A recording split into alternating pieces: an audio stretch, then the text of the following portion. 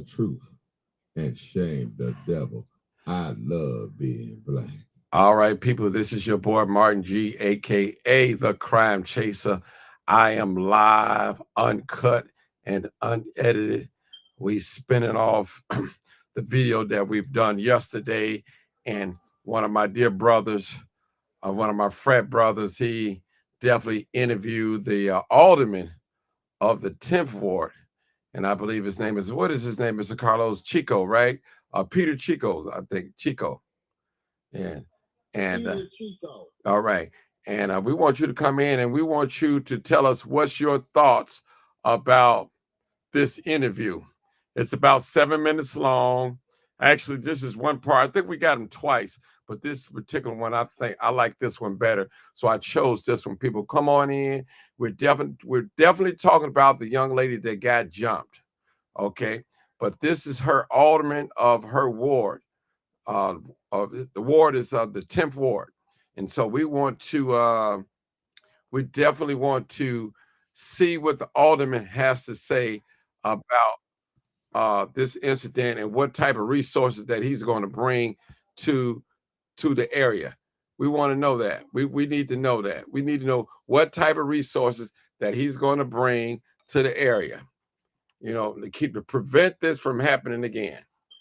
And my dear brother, he had worked with me. He was my assistant. I just made him my assistant that day, and he just got out. He did what he do, what best, and all that. But we're taking live callers too as well, people. 872-299-0808 or 872-297-6389. We're taking calls, but I have a special guest today, and he's here. We're going to talk about the interview, people. We're going to talk about it. This is the alderman that you're going to see that's going to be live, uncut, and unedited. And what we're going to do, Carlos, we're going to get started. I know more are going to come in and ask us what's going on, so you may have to keep repeating yourself, Carlos, once we get to talk about. We're just going to let the video play, and it speaks for itself. It really does. It speaks for itself, and that's what we're going to do. We're going to let the video play, and it speaks for itself. All right, let's get it. Let's roll. What is your plan for something like this not to happen again, to keep this community safe? Good question. I've been here since 7:30 a.m. So that's exactly what we've been talking about. That's a mic. Yeah. That's a mic. I was looking for you. Okay. That's a good question. We've been here since 7:30 a.m. working on a plan, talking it out with different stakeholders, CPD, CHA, Mayor's office. So that's all coming together right now. Alderman, what's the plan after all of this? After all this people being out here, what's the plan? What will end this? What will prevent another family from going through this? Full force of government. That's what I said. We have CPD out here, CHA, CPS, the full force of government tackling this issue from the ground up. That's what we've been talking about for the last 8 hours. Okay. Are you guys planning on, just one last question, having like a community? Yes. Okay, thanks. Appreciate you. Thank you, Alderman. Question, what about the resources? So one of the problems in the community is we have lack of resources, lack of after school programs, lack of youth programs. So what are you, we're not talking about the city, we're talking about you specifically, because you're the person in charge over here. Great, thank you for that. So the 10th ward is the biggest ward in the city of Chicago. I go from 83rd Lakeshore Drive to 138th and Lighton. That's all Gale Gardens, Golden Gate community. I am committed to bring resources to the entire ward. This is the biggest ward in the city of Chicago. Okay. I have over 20 schools, and I have to make sure that every school, every park is given the same amount of attention. That's what we're working on. And as the alderman, that is my job and that is my commitment. So if the people write down what they need and they come to the office, are you specifically ready to sign off on open door policy? We support Chico 100%. Support Alderman Chico 100%. So people, you heard what you got to do. Y'all, the Alderman Chico stated that he has no problem giving the resources. So now it's up to us to write down what you need and hold the alderman accountable. People, this isn't rocket science. You heard it.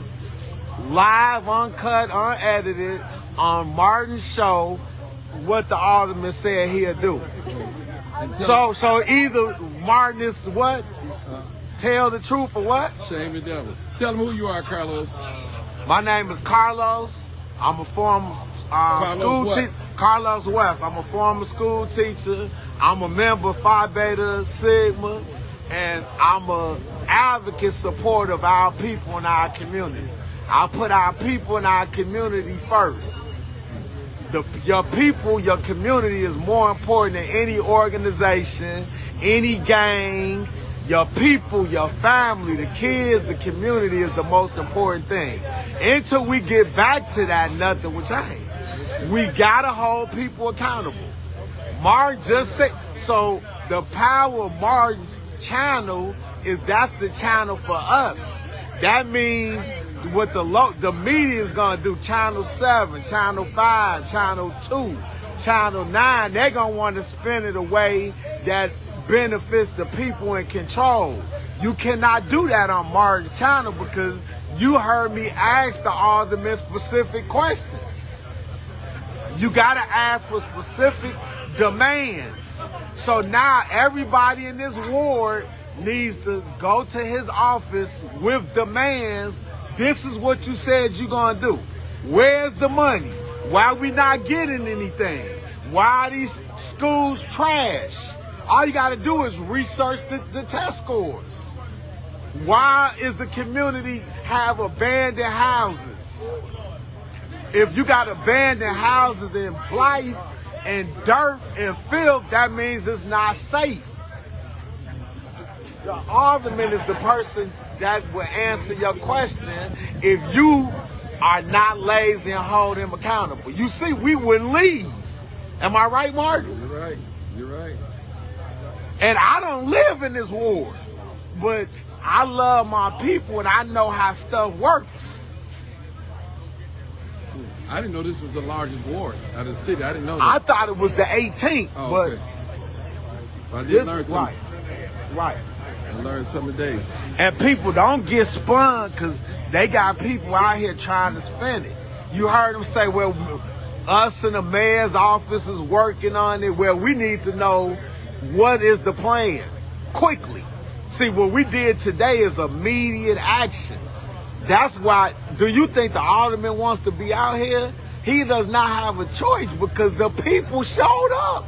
Martin, is this the same thing I say on this? See how the creator works, Martin? Did we not talk about this? Have we not been talking about this? So the people showed up.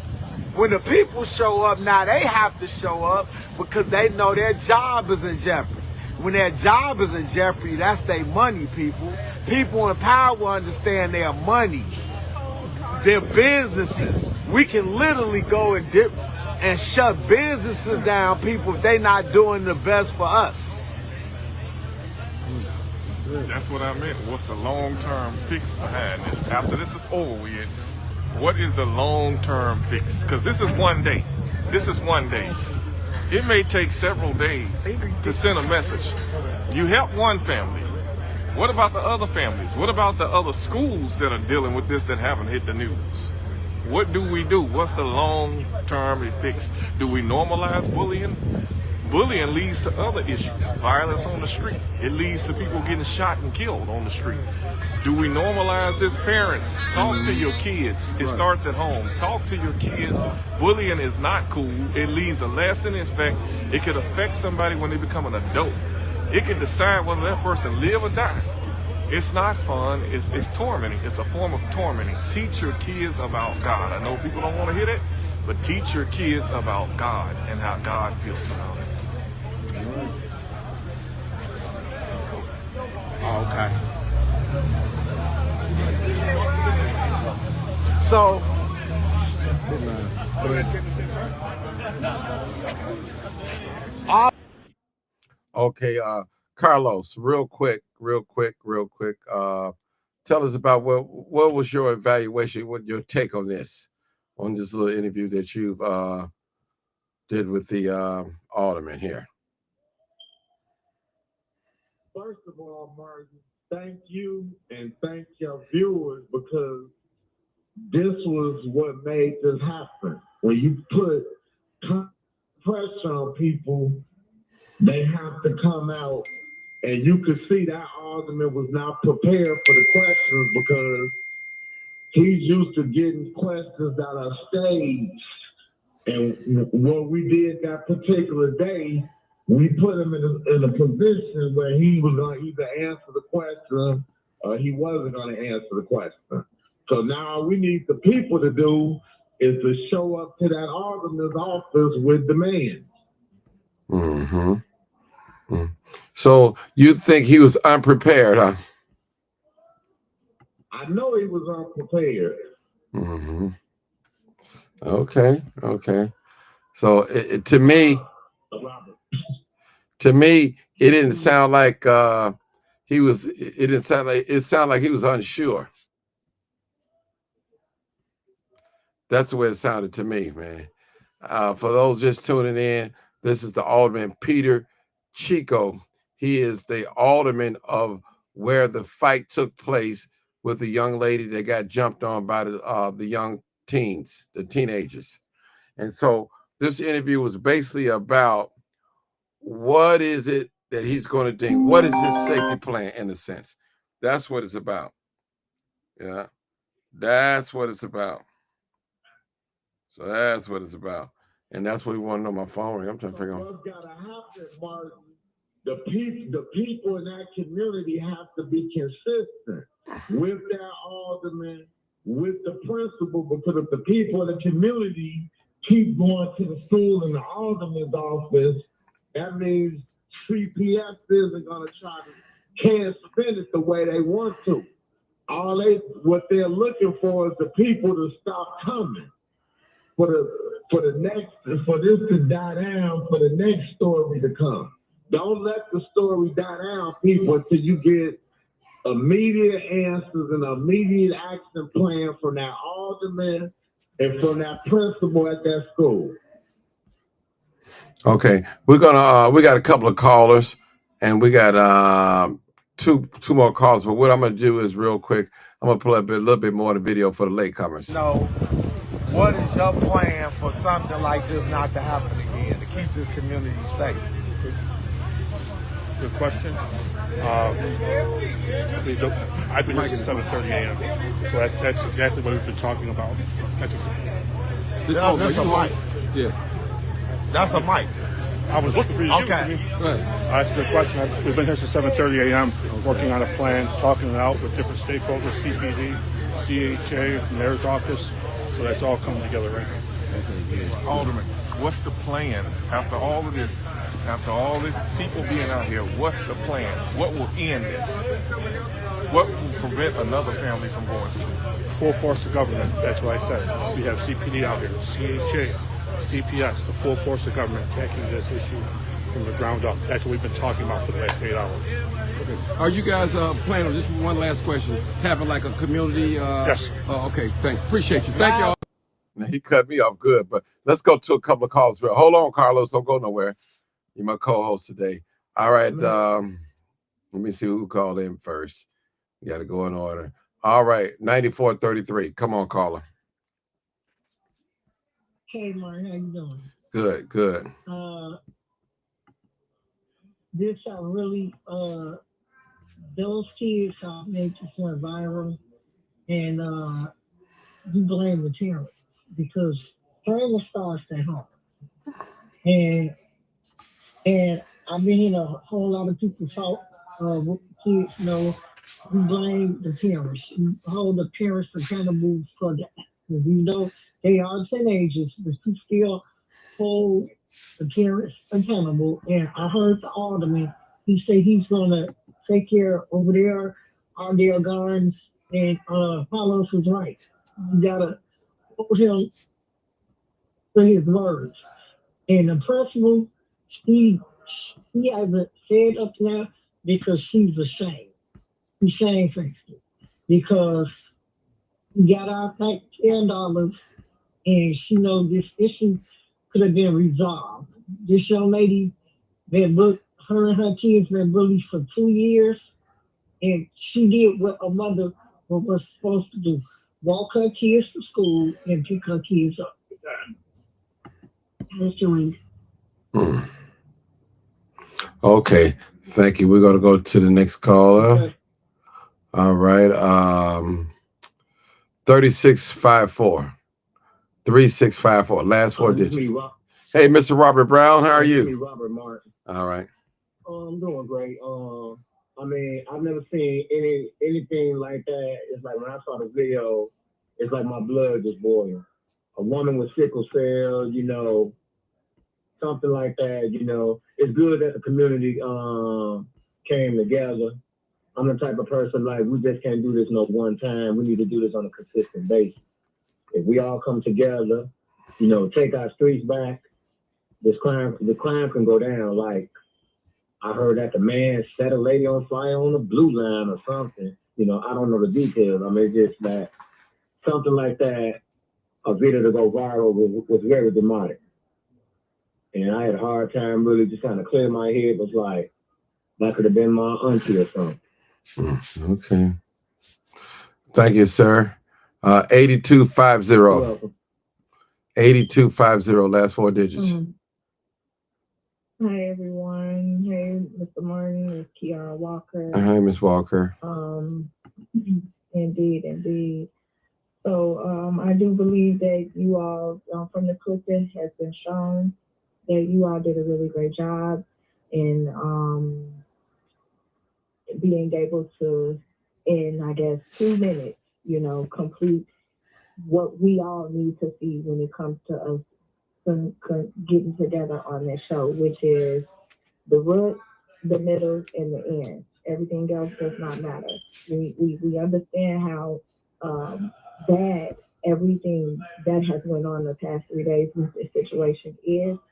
However, what are we going to do for the long run term for the children, for the educators, for tell the truth to trickle and down shame to the being devil. able to stand in these spaces with the aldermen in those times. So I want to thank the brother with the microphone in his hand. You know, like my goodness, those are the things I wanted to say instantly. Like, thank you for that.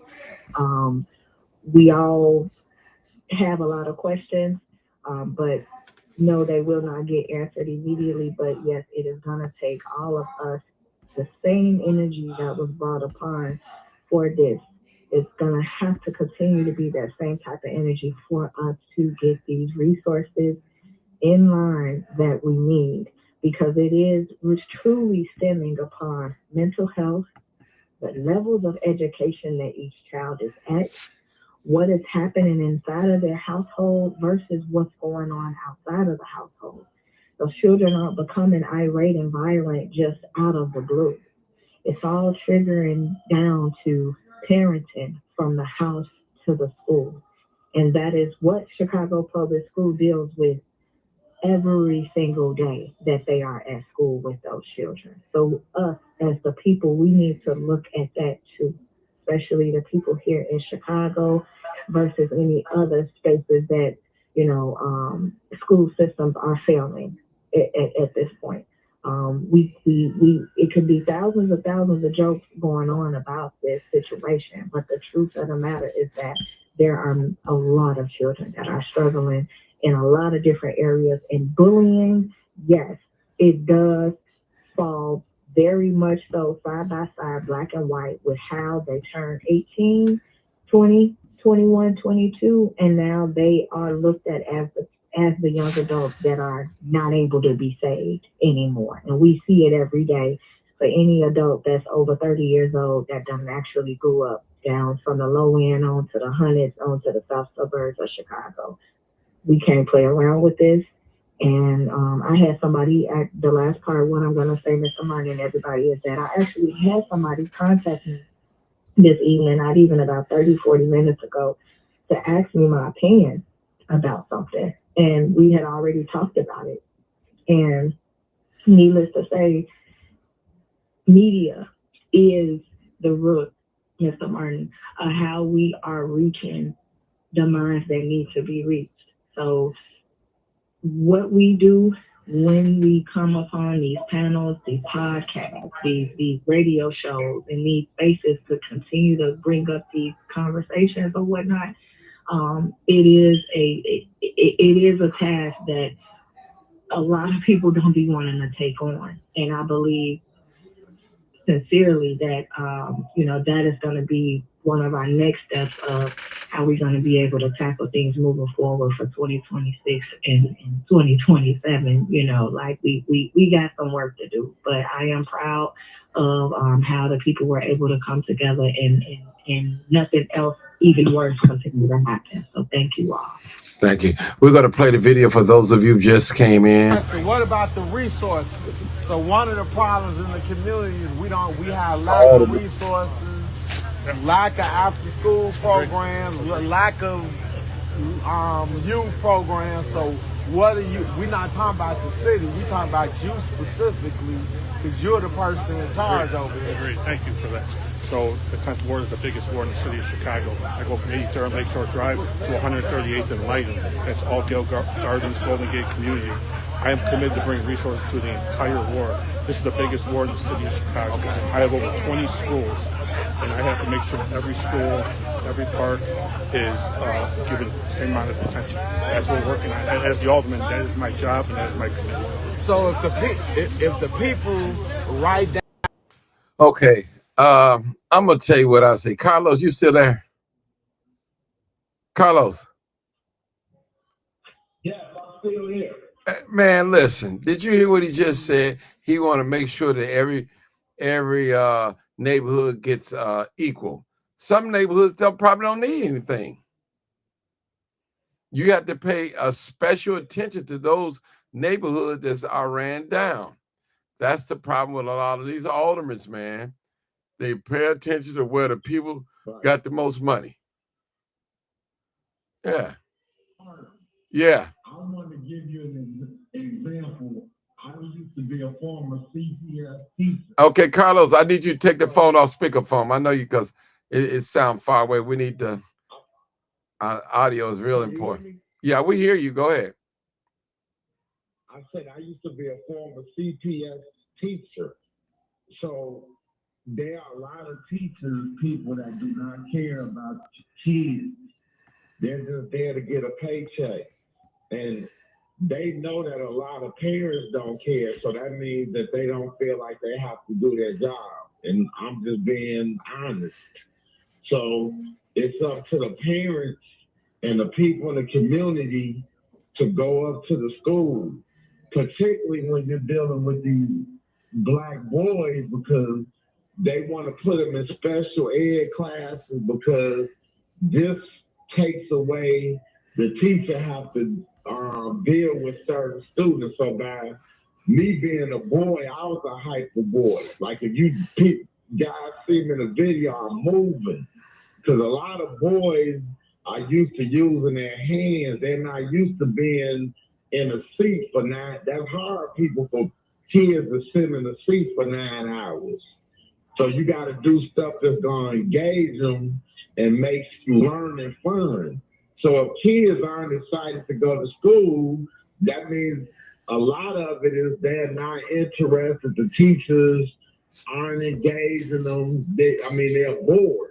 I'm not saying that some of the kids aren't doing what they're supposed to do, but I believe right now, CPS has about 50% of the teachers are white females. Okay, Carlos, Yes.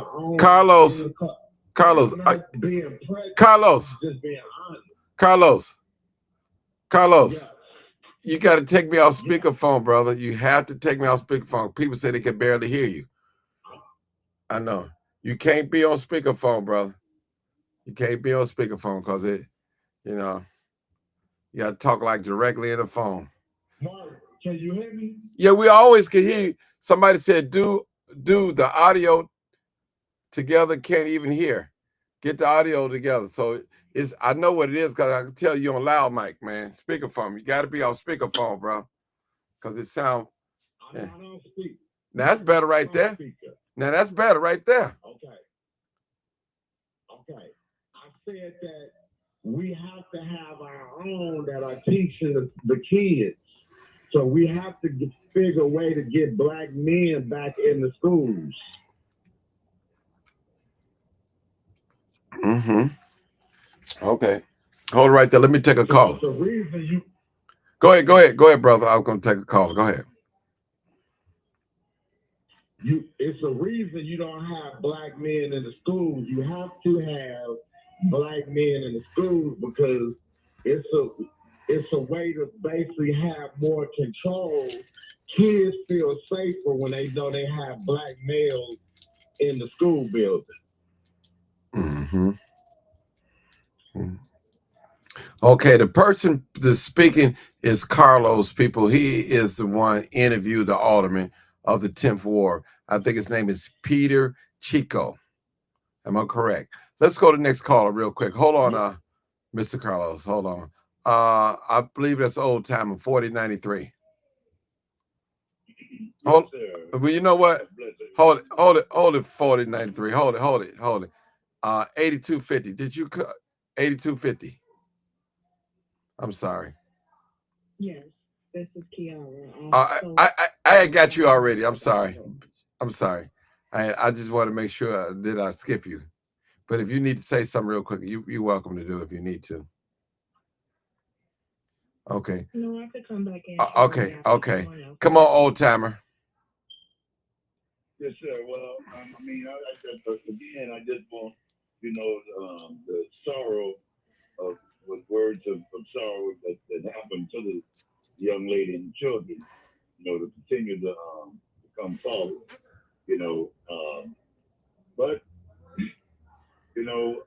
I think we just got to be held accountable, man, for our own actions. I don't, at this point, I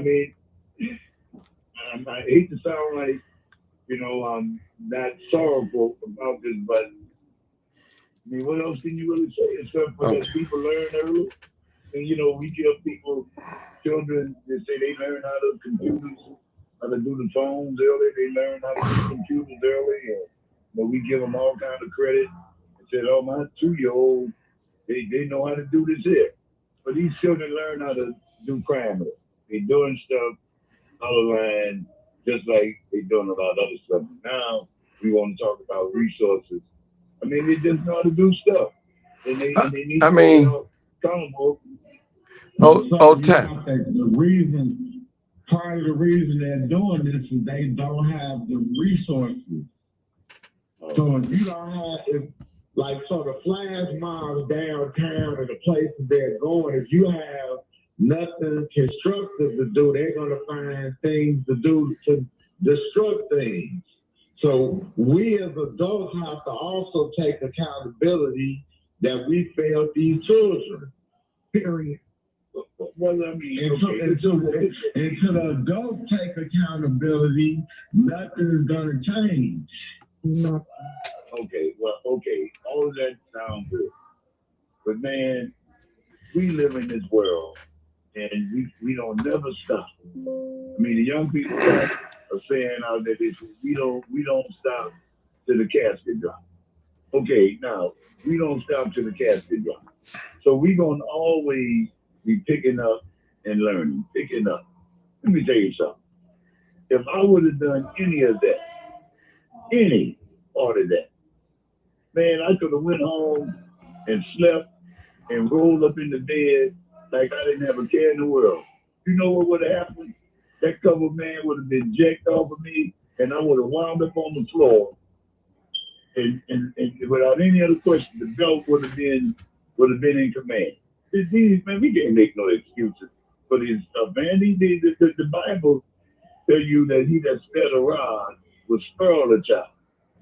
And these children, these children were wrong. They just flat out wrong, and they knew what to do: jump, kick, kick them in the back, kick them in the head. They learned all that stuff from movies like Minister of the Side. Kick them until they spit out their mouth. They know what they doing. So if you know how to touch a hot stove, sorry, man. Okay. On, man. So I'm gonna ask you a question. Martin, don't let the line get so far. Sir, don't let it get so far. No, let me just make this point, and I'm promise that I'll be done. But just don't let it get too far, because we done tried midnight basketball. We done did all of this stuff what y'all talking about. They done did all of that stuff already for the children. Now look, now I'm 69, bro.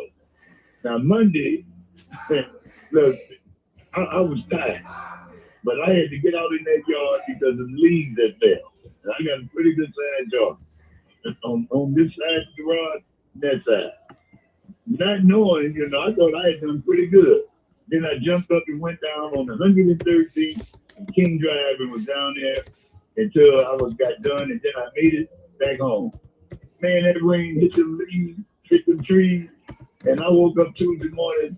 That yard had 10 times more leaves than it had the first time. And I thought I did a good job. But you know what? I was back out there today, and I got all the leaves up. I got up this morning. Man, there's work to be done. And then we ain't got time to make no excuses, man. We ain't got time for it. We know what needs to be done. And they ain't got time for my weather teacher ain't doing their job. And you know what my father told me? Come on, Rev. He told me, he said, you know what, son? He said, look, the teacher got their education. You better get yours.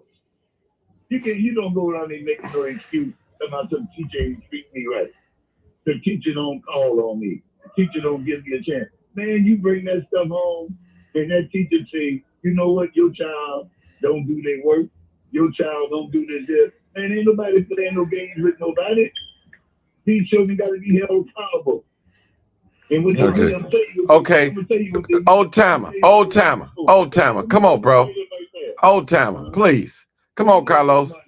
No, old timer, you've been talking for 5 minutes. Get to your point. Get to your point. Get to your point. They need a ranking system in the classroom. And when you find out that you ranking number 27 out of 27 in the class, then you know you need to step your game up. So you know where you stand. See, and what's happening, you can't make no excuses, man. You are you, and you're going to be held accountable for you. If you do wrong, I'm going to get you. That's all it is to it. And they did wrong, and somebody needs to get them. The parents need to get them and say, look, yeah, I failed you, but I'm going to put this on you so you won't do it next time. If you get a speeding ticket, brother, you got to deter it, not to speed again. But as long as you keep getting away with stuff, you're going to keep on doing it. Okay. That's all they did. Okay, bro. Because they know nothing ain't going to happen to them. All right. That's it, Martin. I want to respond to him. Give me off speakerphone, brother. Give me off speakerphone. Off speakerphone, Carlos. You got to talk into this. Yeah, because, yeah. Martin, can you hear me? Yeah, I can hear you. Now, go ahead. Respond to him. When I say accountability, this is what I'm talking about. So the problem with adults, if the adults don't want to take accountability, how would the children be accountable? So my example, adults act like that they've never done anything wrong. So anybody listen to this live, and I'm not defending what these kids did, but I had great parents. That didn't mean that if they told me don't drink alcohol, it was times that I snuck and drunk alcohol. It was times that I threw eggs out a window on Halloween when I wasn't supposed to do it. So for us to sit, so I remember when I was a teacher, we had a in-service, and the topic was about certain children cheated, right? So I said, it's adults in here that have cheated. So I said, well, if you went to college, raise your hand if you never cheated. So I had to break down what cheating is. Somebody writing your paper. You getting the answers to the test because you had connections. You looking on somebody else's paper. Somebody else writing the paper for you. So we got to stop sitting here being hypocrites like you never done anything wrong. So once you can admit to a child that I made mistakes, that's going to make the child open up and understand you're more like them. Bro, I brought that out last night. Okay. I brought that out last night. So, we want to sit, we never did this. And then he brought up the fact that the kid needs to be ranked. We know that the kids are failing because the test scores show that, but we also know, look at Atlanta. Whenever you give incentives for schools, principals, or teachers, they will cheat. We have people in Atlanta that went to jail for cheating, changing test answers and things of such. The same thing in CPS is happening. You think that all of a sudden kids have made the scores that high? Come on, people. That means it's cheating. That CPS will cover up because they don't want you to know. Okay, hold it right there. I need y'all to talk about the video. Everybody talking about the other thing, but let's go to the next caller. Next caller, 3473. Come on, caller. 3473. Hey, Martin. Hey. Martin, how you doing? This is Rita. Hey, how you doing, Lisa? I couldn't wait. I've been working the last couple of days, so I've been missing the show. But look, we talking about a lot of stuff, but we ain't getting to the nitty gritty, right? Right. First of all, the whole thing is messed up. First of all, the system. Let me speak on this system, period. Because see, I don't play when it comes to certain things. And for instance, I'm gonna speak on myself. About 3 weeks ago, my daughter's teacher called me and told me that my daughter walked out of class. So I was really en route to the school anyway because they get out early on Friday. So when I get to the school, I tell my daughter, I said, come on back into the school. So when we walk back into school, I see her teacher standing there. So I turn to my daughter and I say to her, you walked out of her class today? So she started giving me all this song and story that I really didn't want to hear. I said, okay. So then I told her to be quiet. I said, I turned to the teacher. I said, now tell me what went on today. So as the teacher was trying to explain to me what's going on, my daughter kept talking. So I turned to her again. I said, Nevaeh, be quiet. Close your mouth. Be quiet. I had to tell her that 3 times. Martin, when I tell you about a third time, I had jumped on her in that school. The first thing they said to me, not here, you're going to get in trouble. I told them, I don't give a, listen, I do not care. She will not stand here and disrespect me. I asked her to keep her mouth closed, and that's what I meant. You understand? I also told them, because if she don't respect me, she's sure the hell not going to respect you. So now the first thing we need to fight, the real parents, because first of all, we got to distinguish between the real parents and the ain't shit parents, right? Because see, the real parents, the system works against us. I said this with my son.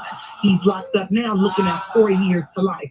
I told the judge here to get him help and do not let him back on the street. What did they do? They did not listen to me. So see, listen, this system is made for us to fail. That's the first thought. And we talking around all of this BS, and we should.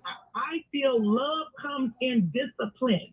It's one, yes, and kids will be kids. And yes, we all have been kids, but guess what?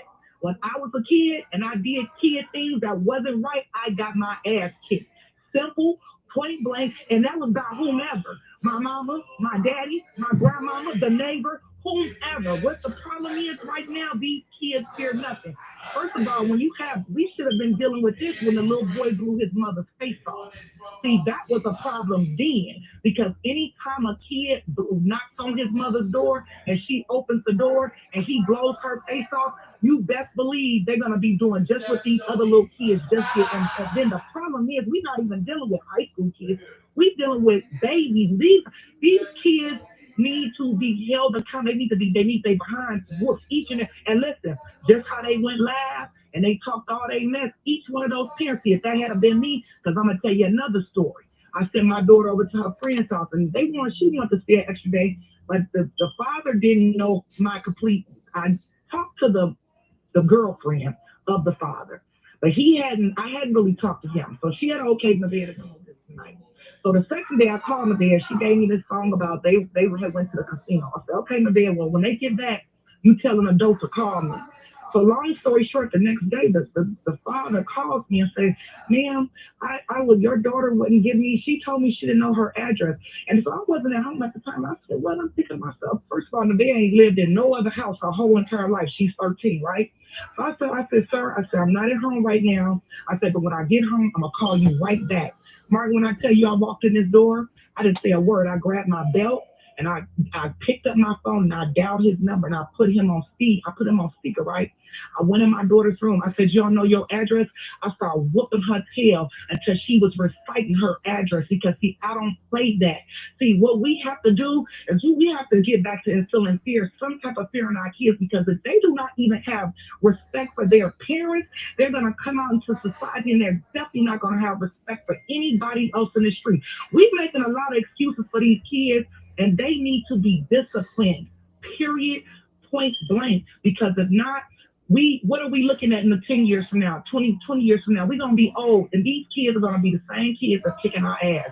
And it's just simple as that. But we need to deal with the system because the system is failing us, and we are failing these kids. And it's just simple as that. I don't even see why we even going through all of this stuff. That them kids should have got their behinds tore up on live, just like they went live and did that lady and them kids like that. That's all I got to say about it. Okay. All right. We're going to go to the next caller.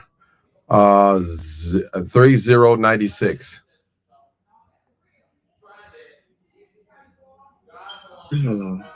Hello. Hey Martin, how you doing? Good. How are you? I'm doing fine. My name is Cookie.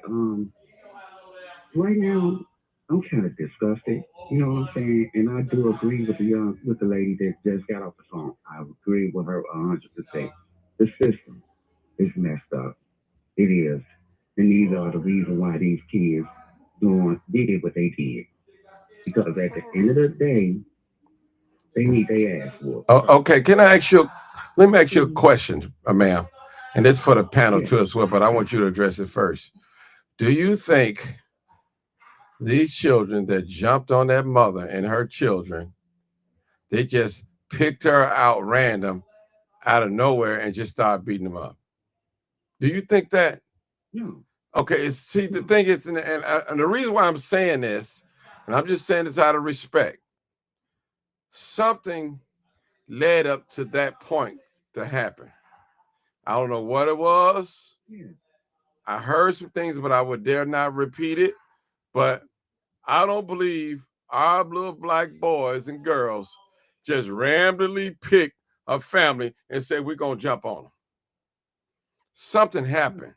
You know, they have been bothering with that lady numerous times. Mm-hmm. Numerous times. Well, it ain't the first incident. Yeah, it ain't the first incident. You can tell that they've been bothered with that lady numerous times. Okay. It's just to the fact that it got out this time. It wasn't expected for it to get out this time. And see, and that's the thing. These kids sit up here and they get to these phones and these tablets and everything, and they see what adults do. And when the kids get out of school, what they do? They have their phones in their hands. They have their tablets in their hands. They don't even send homework to these kids anymore from school. Mm-hmm. And that's a shame. So they don't even have textbooks. Everything is done on the computer. All right. Let me. You know what I'm saying? Okay. Hold it, Cookie. Cookie. 14 years old. Okay. Cookie, hold it. Now,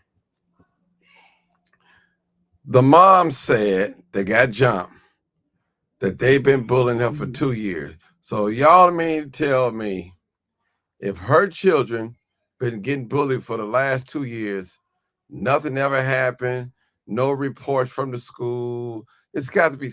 It's more to this story, people. It's a paper trail somewhere. Yeah, that's what I'm talking about. It should be. It should be a paper trail. Yeah. So what I'm saying, school failed her too. Right. So what I'm saying is something is just not right, people. We gotta, when you investigate something, you have to ask a lot of questions. You have to. And my thing is, okay, let me just sit back and look at this thing here. Now, a bunch of little teenagers jumped a mother. That's not a good sight. That's just not normal. That's just not normal. But let me take that back. That is kind of normal because we got 12 and 13-year-olds doing drive-by shootings. I don't see the outcry with that in our community. Think about it. We got 12, 13, and 14, 50-year-olds that's out there doing drive-by shootings and carjacking.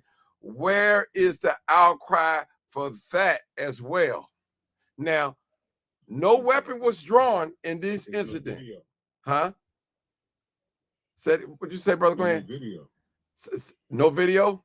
Yeah, the thing about it is that, it's no video because people saw this thing from start to finish. Right. When you have a video, it's like the Rodney King video. Everybody's on the same page when you see the video. But listen. Let me just say this. Now, you are definitely correct. All right. But I'll say this to rebuttal that. The video don't lie. The video tells us what we witness. You know, it tells us what we see and all that. My problem is what led up to this point. See, I work in an area, it's called community violence interruption. Now, in order for us to go into the community to interrupt violence, we have to get to what was the root cause? How did it start? That's what now we know that the video is out, that these young teenagers jumped and stomped the woman and her son. We know that. Now we got to ask ourselves this question: what happened? What led up to this point?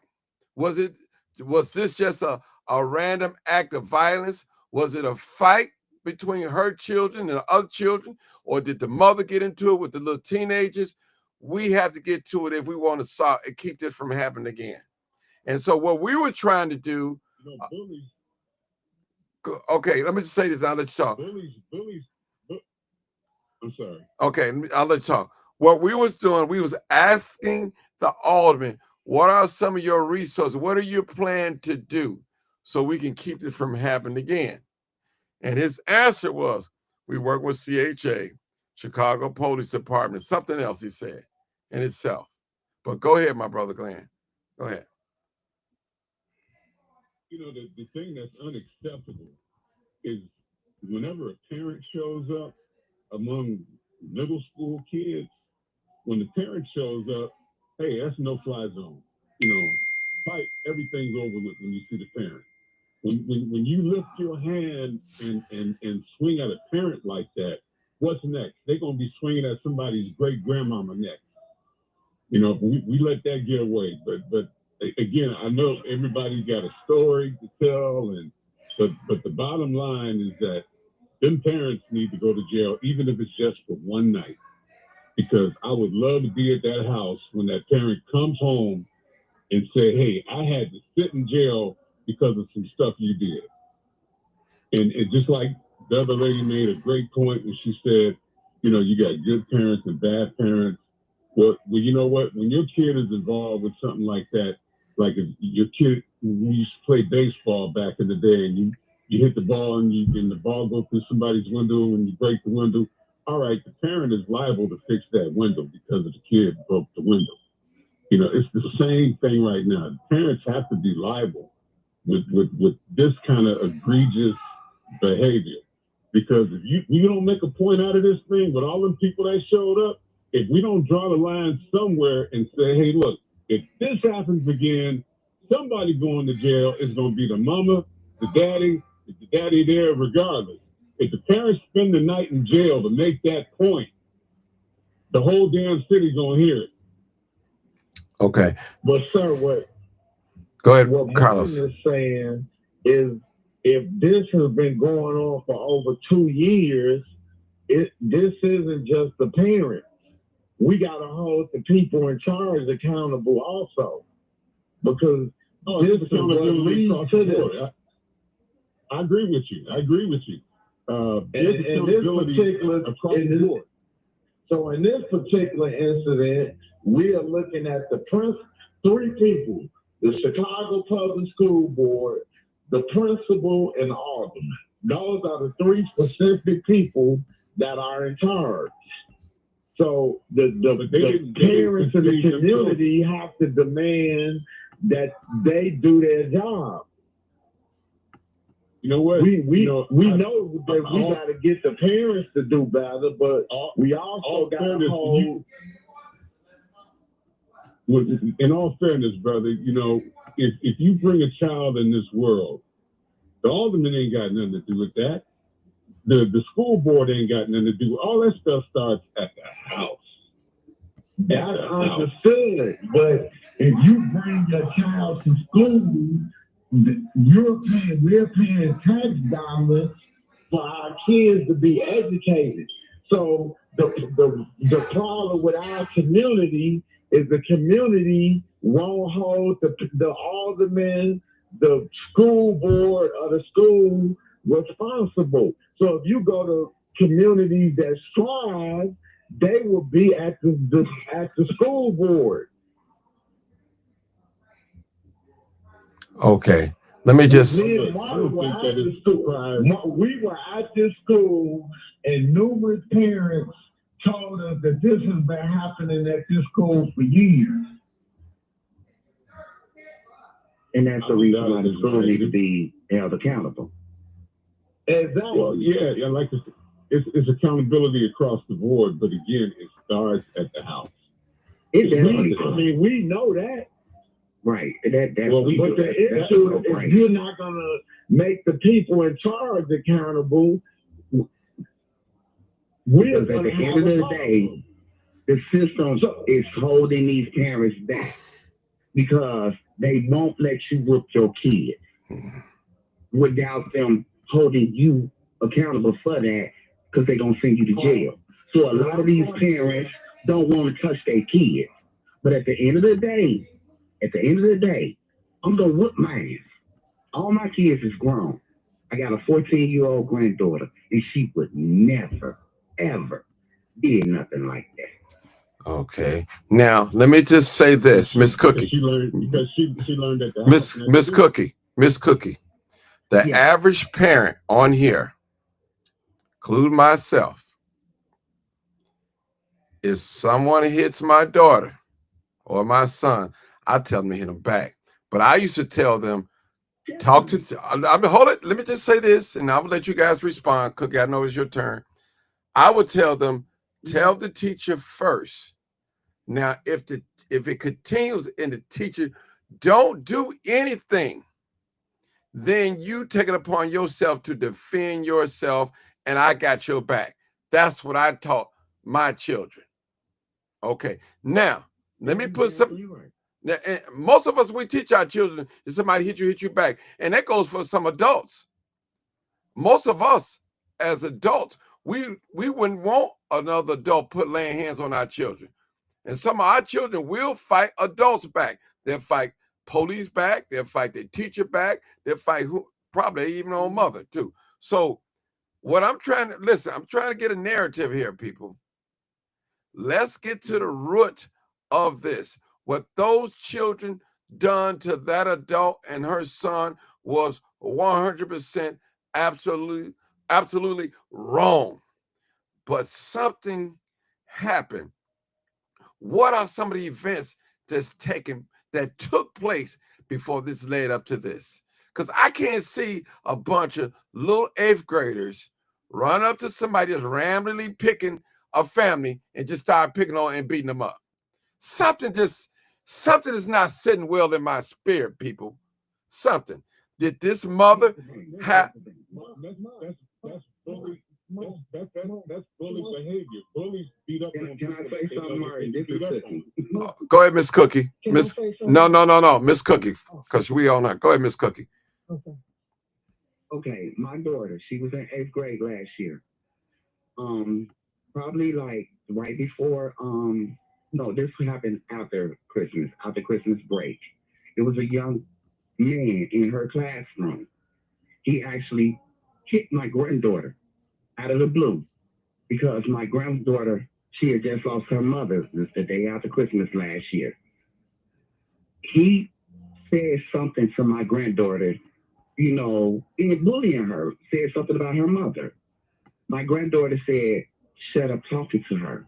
She don't want to hear it. Do you know this little boy hit my granddaughter because she told him to shut up talking to her, but he was the one that started it. And the school contacted me. They told me about this incident. I was ready to go up there and whoop the little boy myself, but I had to calm my composure. And I told them, what are you going to do about it?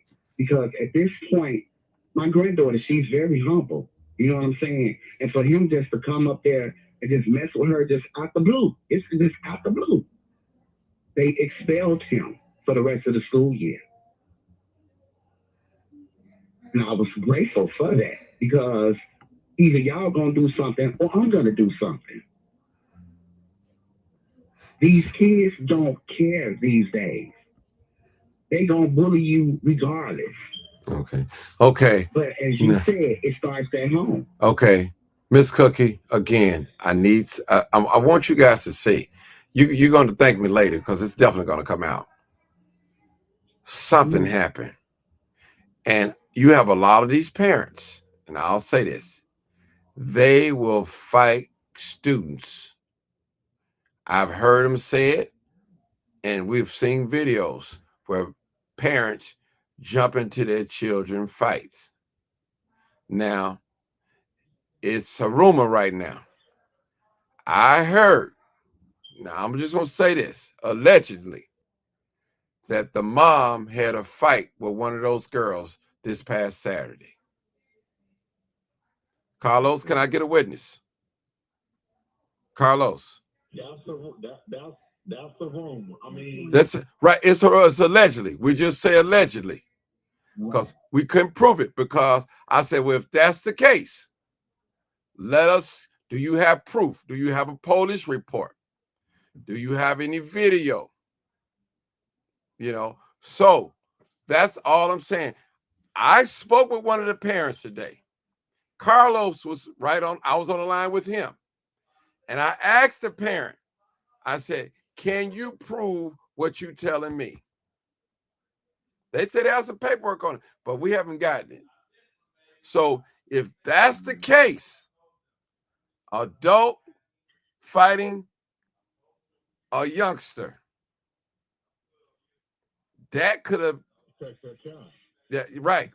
No, hold it. It wasn't. No, this is. Okay, but this is what I'm saying. So this is what I'm saying. That incident allegedly might have led them to gang up on the mom and her children. That might be the case. Then again, it may not be the case, I'm saying. So me and Carlos, we was on the phone and we spoke to both parents of one of the child that was fighting out there. And they told us that. But I asked them, y'all know me, I'm like, all right, show me some proof. Tell me some proof. You got paperwork on it? You got a police report? We haven't got it yet. So I'm waiting. We're waiting to see. And if I was trying to prove my child innocent, I would have sent you the paperwork. Right. That's what I'm saying. So but that's what I'm saying. So this is, I'm not going to say they're not lying. I'm just saying allegedly. Well, before I go out here on a limb and stick my neck out, I need some proof. I'm just being honest with you. Right. I need some proof. But I do. Go ahead. You as the parent, but you as the parent, when you find out that your child is involved in any kind of way with that fight, they're saying that the mother beat up the girl on Saturday, right? Right. All right. What do you, as a parent, tell your child that's involved with it? Go beat her ass or stay out of it? What do you tell? As a parent, you should be going up to the school dealing with it yourself. Period. Exactly. Right. That's this point blank there. If that was the case, that parent should have dealt with that right then. Not yesterday, not today, tomorrow. Right at when my daughter come home and tell me something, I deal with it right then. Period. .com. I'm good for getting in my daughter's behind with stuff, and I'm also good with calling the board. It goes both ways. Now, it definitely does. And that's what I'm just saying. So people, keep in your mind that something led up to this. And, I can't. But, go ahead. But Mark, Martin, the thing is that it should never, ever reach a point to where a child is going to try to strike an adult. Okay. Now, I mean, bullies beat up. Right. Bullies. Now. But look at bully mentality. A bully will beat up on somebody Okay. they know they can fight. Okay. All right. And if they see this mother out there with the child that's being bullied every day, you know, I mean, after a while they say, hey, look, she's tiny like us. We can take her. You know, I mean, that thought shouldn't even pop up in their mind, because they should be looking at this thing saying, hey, look, that's the kid's mama. You know, fight over, differences solved or shelved or whatever. That should be the white flag to say stop. You know, and right now ain't nothing gonna stop these kids until we draw the line as a community. Okay. And say, hey, look, you ain't gonna cross this line no more, no matter what happens. Now, you don't raise your hand against another parent. Now, let me say this. Where is the outcry of the community, the village, when these youngsters, 14 years old, 15 years old, sticking up an adult for their vehicle, carjacking, hijacking? Well, it's the same thing. We have young teenagers, young as 14, 13, 14, 15, shooting grown men and women. Where is the outcry, people? That's what I'm talking about. Yeah. That's what, Martin, to your point, when the carjacking happened on the north side, the people got together and they called an emergency meeting, and the alderman was there. And you know what that alderman did? They got police in those communities. That's what immediate action is.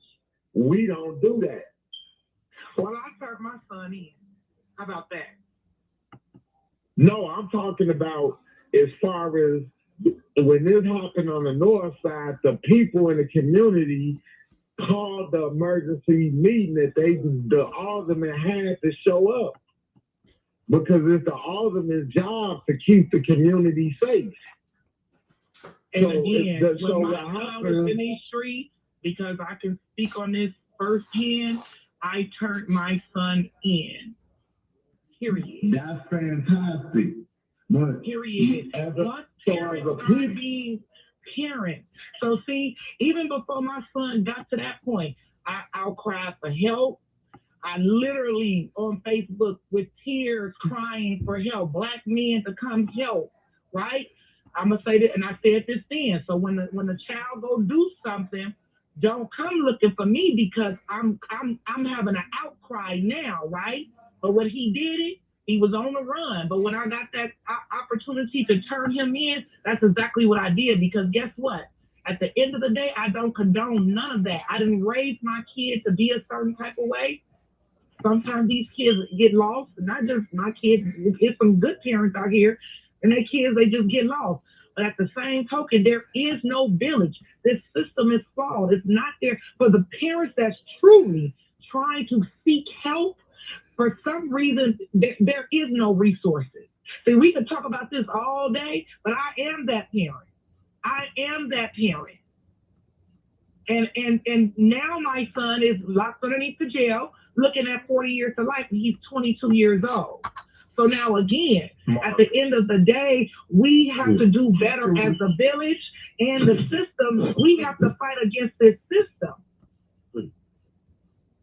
Agreed. And we got, as mothers, as women, we got to learn to pick better fathers who we land down with and reprocreating. You guys are going to try to reprocreate. these people.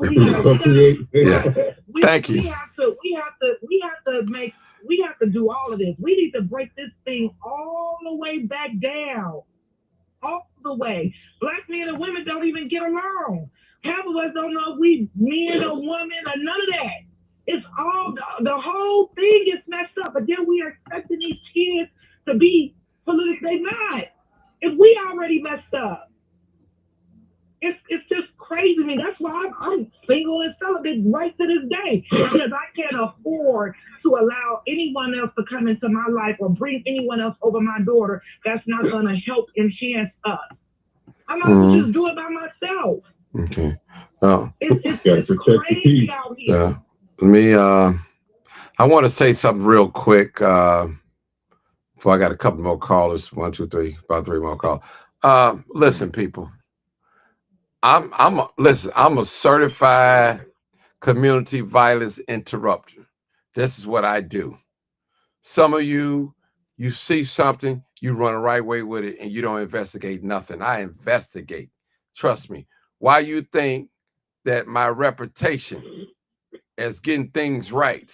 Because I don't run away with things, certain things, I don't run away with it. And there's what you call a cause and the effect. You know, real talk. Now, what I do know, and Carlos, you can witness, these young people that committed this crime against that mother and her child, they are being threatened, harassed. They are. Now, by grown people, not by children their age, by grown people. Now, we can't justify that as being adults. Period. Now that we straighten up the mom, she moved, she got a car, and, you know, probably going to get some counseling. What are we going to do with the other young people? We just going to leave them high and dry? We have to hold them accountable. Now, I hear that all the time, and that's 100% correct. I'm with that. But they need some services too as well. They need some protection, because it's grown folks are threatening these young babies. They are babies. May not be my baby, but they are someone's child. Period. And we have to think about that, people. When things go on the internet, and you got some people on the internet, they don't know how to think. You got people on the internet right now don't know the difference between the two crime chasers. They think we all together. One got rumors of surfing around him, doing some things that I don't want him mentioned on his live. I don't want nobody thinking that he is me and I'm him. That can happen. So we have to be real careful, people. These are young people that did that crime. And yes, they're going to pay. But they don't need grown people. Grown people threaten these little people. Here's a lady the other day. She had her daughter come on there and apologize. That still wasn't enough. They still wasn't satisfied.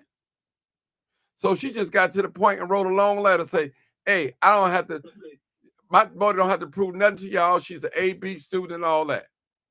So we got to be careful, people, what we say out of our mouth, because one of these young persons probably can come up getting seriously hurt or even their life taken away from some person that just don't care.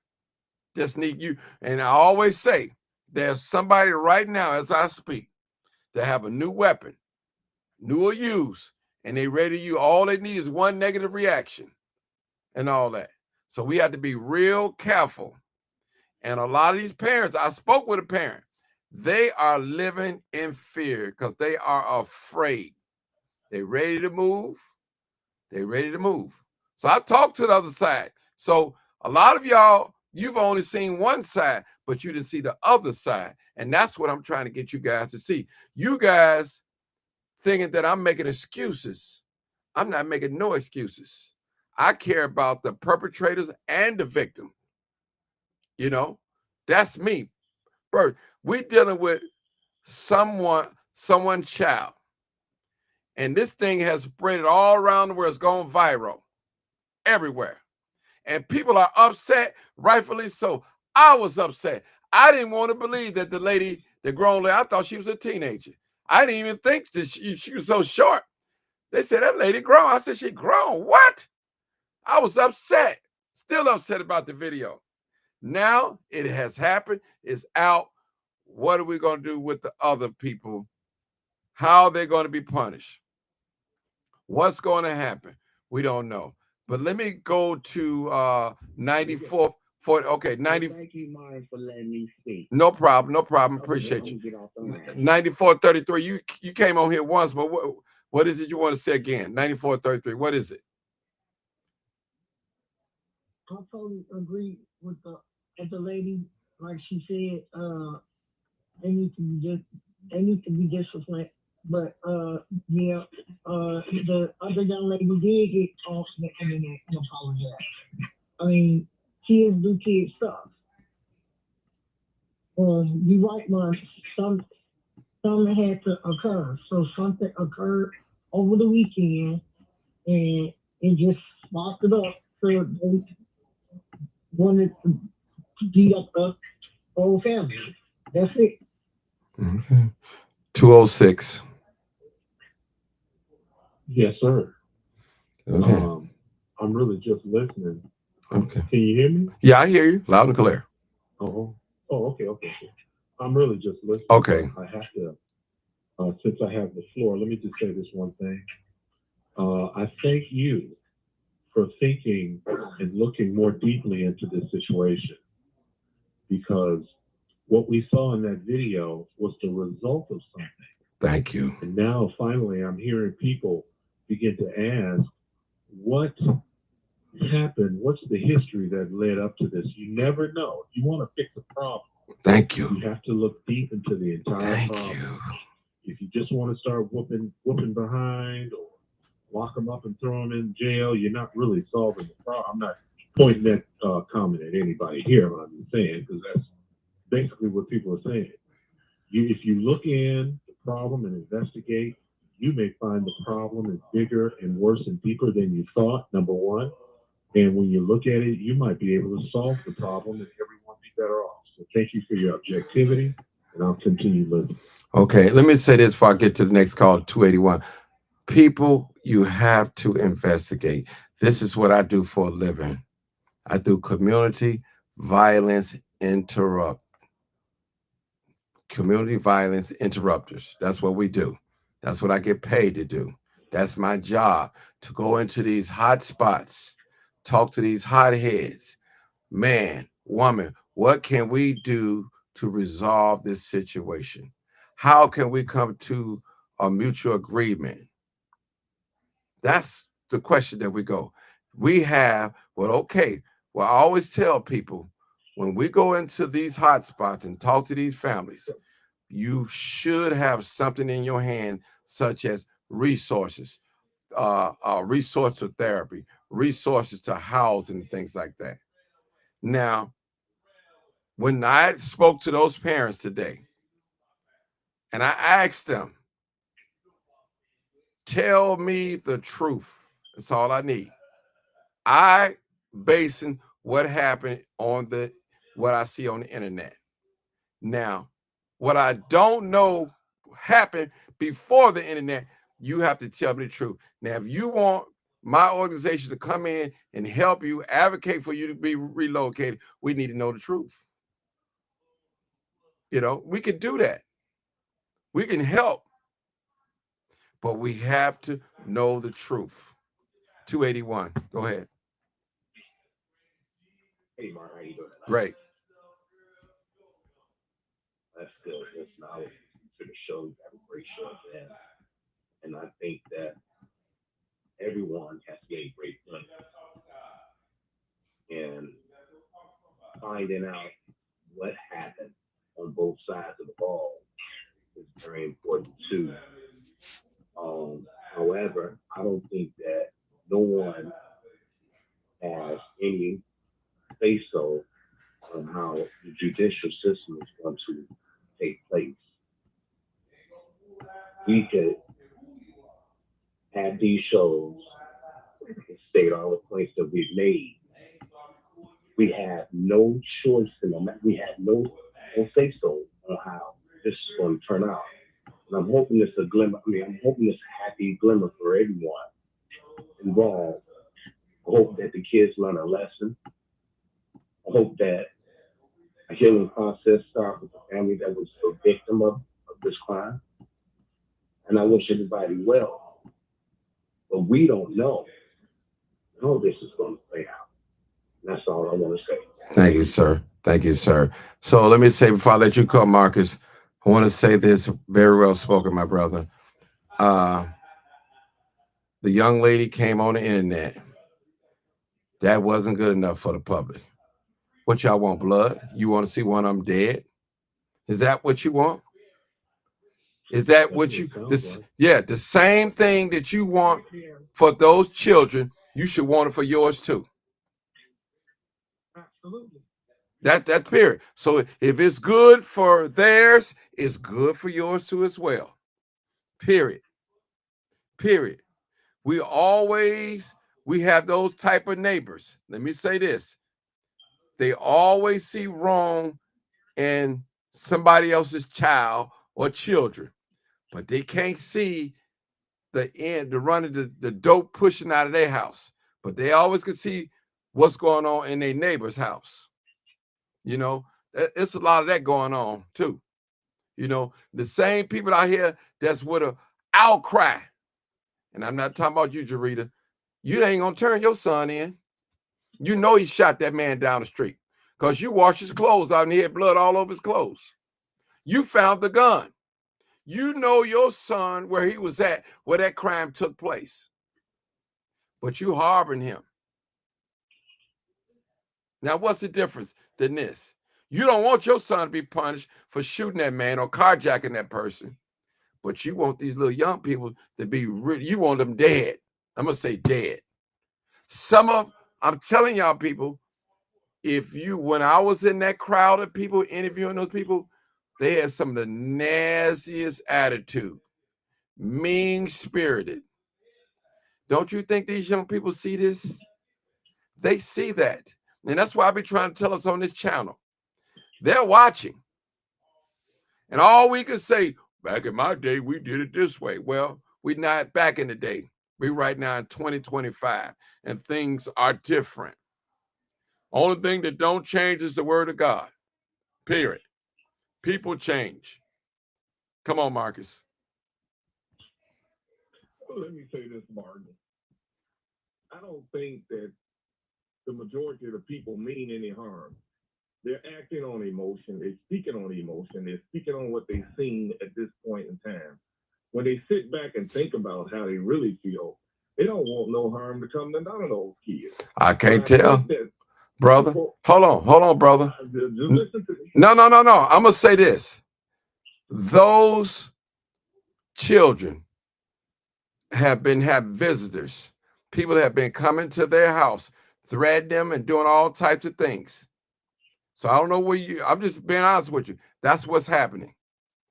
Now, for some lady, some video footage today. Yeah, so that's real, brother. When people come to your house, they're not coming to play with you. They're not coming to play with you. Speak to this matter. Go ahead. That ain't right. And whoever put their address out there ain't right. And matter of fact, you have a caller there. I'm not gonna call that person's name, but they said they knew their address, and I called them up and said, do not put that address out there, because if something happened to one of those people, the police is gonna come lock you up. It's not that serious now. It's not that serious. I'm speaking on the people that ain't out there and how they feel, and that's running around there saying lock them up, throw away the key or whatever. They're speaking on emotion. They're speaking on what they're tired of seeing in the news. And when you turn on the news, guess who you see? Our kids. But we know it's other kids out here doing it. But we know how prejudiced the news is, right? They're going to show us. And so I think black people are fed up with that part. And they're saying these terrible things out of anger. As far as those parents that showed up today, that was on video at those kids' houses, that's beyond. That's done taking this too far. And as far as the little girl apologizing, a lot of people that I have talked to made me look at that video closer. And I looked at it, and she's kind of smiling. So the question is, do she really mean what if she is a child, but do she really mean, is she really apologizing? Or is she only apologizing because this went beyond what they expected it to go? And some people do want them. They want them to hurt. They feel the pain. But how much pain do you want them to feel? Because something went wrong here, And it led up to this. Now, kids do mess with kids in the neighborhood because they're not in a little clique. That could have been what led up to it spilling out and it got to the school. Some people feel that the school is not at fault because it wasn't on school ground. I was even questioning, how is the school at fault? It didn't happen on school grounds. This happened on the street. This is a city issue. This is a law enforcement issue. I guess what I'm trying to say is that people are just frustrated at what they're seeing on TV with black kids in general, and they want to use these particular black kids as the fall guy for what they're seeing on TV. You just said it earlier. Where's the outrage for the carjackers? Where's the outrage for the shooters who shoot up the basketball courts? Where's the outrage for that? Where's the protest for that? What are we going to do about those kids? What help are we going to get? That's why we got the crime chaser. That's why we got the crime chaser. That's why we got everybody on this panel. That's why I use the word discipline, though. It's not necessarily mean that even with myself, don't feel like they need to be harmed or hurt. But again, if even with the little girl that came on live to try to apologize, if her mother was really in her behind, like like when I called that father, I was whooping my daughter's behind. She didn't have time to laugh. See, when you really in your kids behind, they'll get it together. See, but again, discipline is discipline. Discipline is a form of love. I just posted on my page, even animals will discipline their cubs, their young. Dogs do it all the time. To keep them out of harm's way. Okay. And then we want to talk about the Bible. The Bible says, honor thy mother and father, for your days shall be long. That's why they dying early. Because they ain't no honor. It is what it is. It still has to. I think they need to be disciplined, and they also need to, in that same breath, they still need to get counseling and whatever that is. But again, we gotta still look at these parents. It starts at the crib all day. But see, these same parents will be the parents when I've had it where I've gone to the school with a kid trying to fight my daughter. The parent don't even want to show up at the school. So you see, you gotta deal with all of this. It starts at the house. You know, kids are gonna be kids. We all been there, but again, at the end of the day, you still, just like the man said, if you run a light, you're gonna get a ticket. You're gonna pay for the ticket. It's just simple as life. These kids gotta learn, and it's not right, and it's unfortunate that people are trying to come at them and go to their crib and stuff. But these kids gotta recognize what the real world is about. So, see, your mama, your people, they might love you, but this world don't have no love. Period. So now this is the consequence behind the action. And they I'm not saying it's right. I'm not saying it's right, but this is real life. This is what you call real life. I tell my daughter all the time, this stuff ain't rose sweet peaches or roses and stuff. Okay. Now, Brother Glenn, I'm gonna let you speak now, and I want to say something too after you get through saying with your statement. Go ahead, because I recognize that you want to say something. Go ahead, Brother Glenn. Okay, hey, thank you, Martin. Mm-hmm. Hey, but that's why the system needs to act now to put the fire out.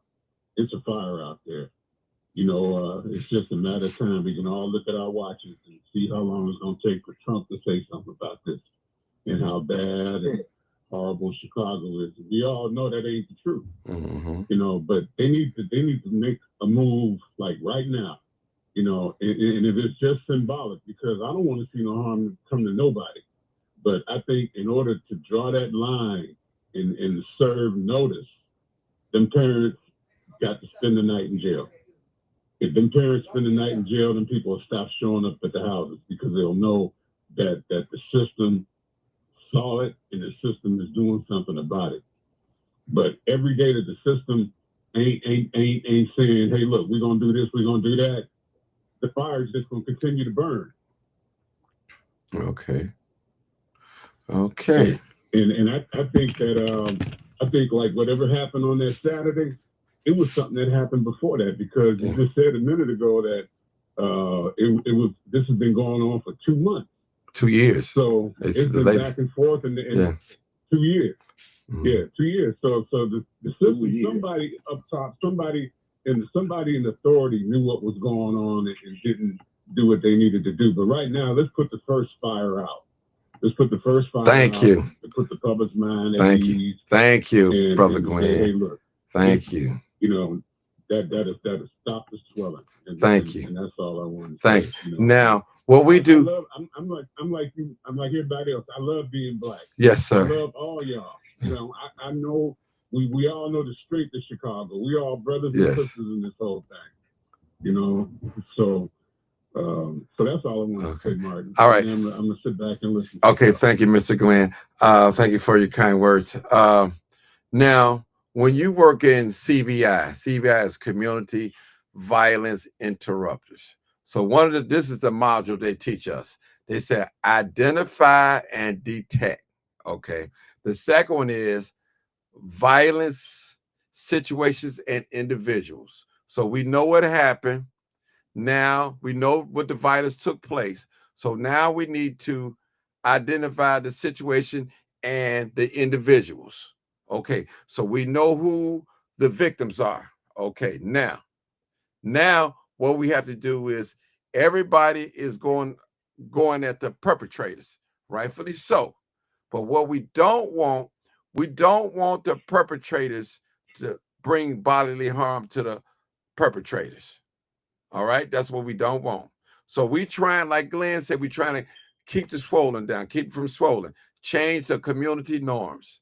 So listen, people, if those of you out there, please do not put these young children addresses out.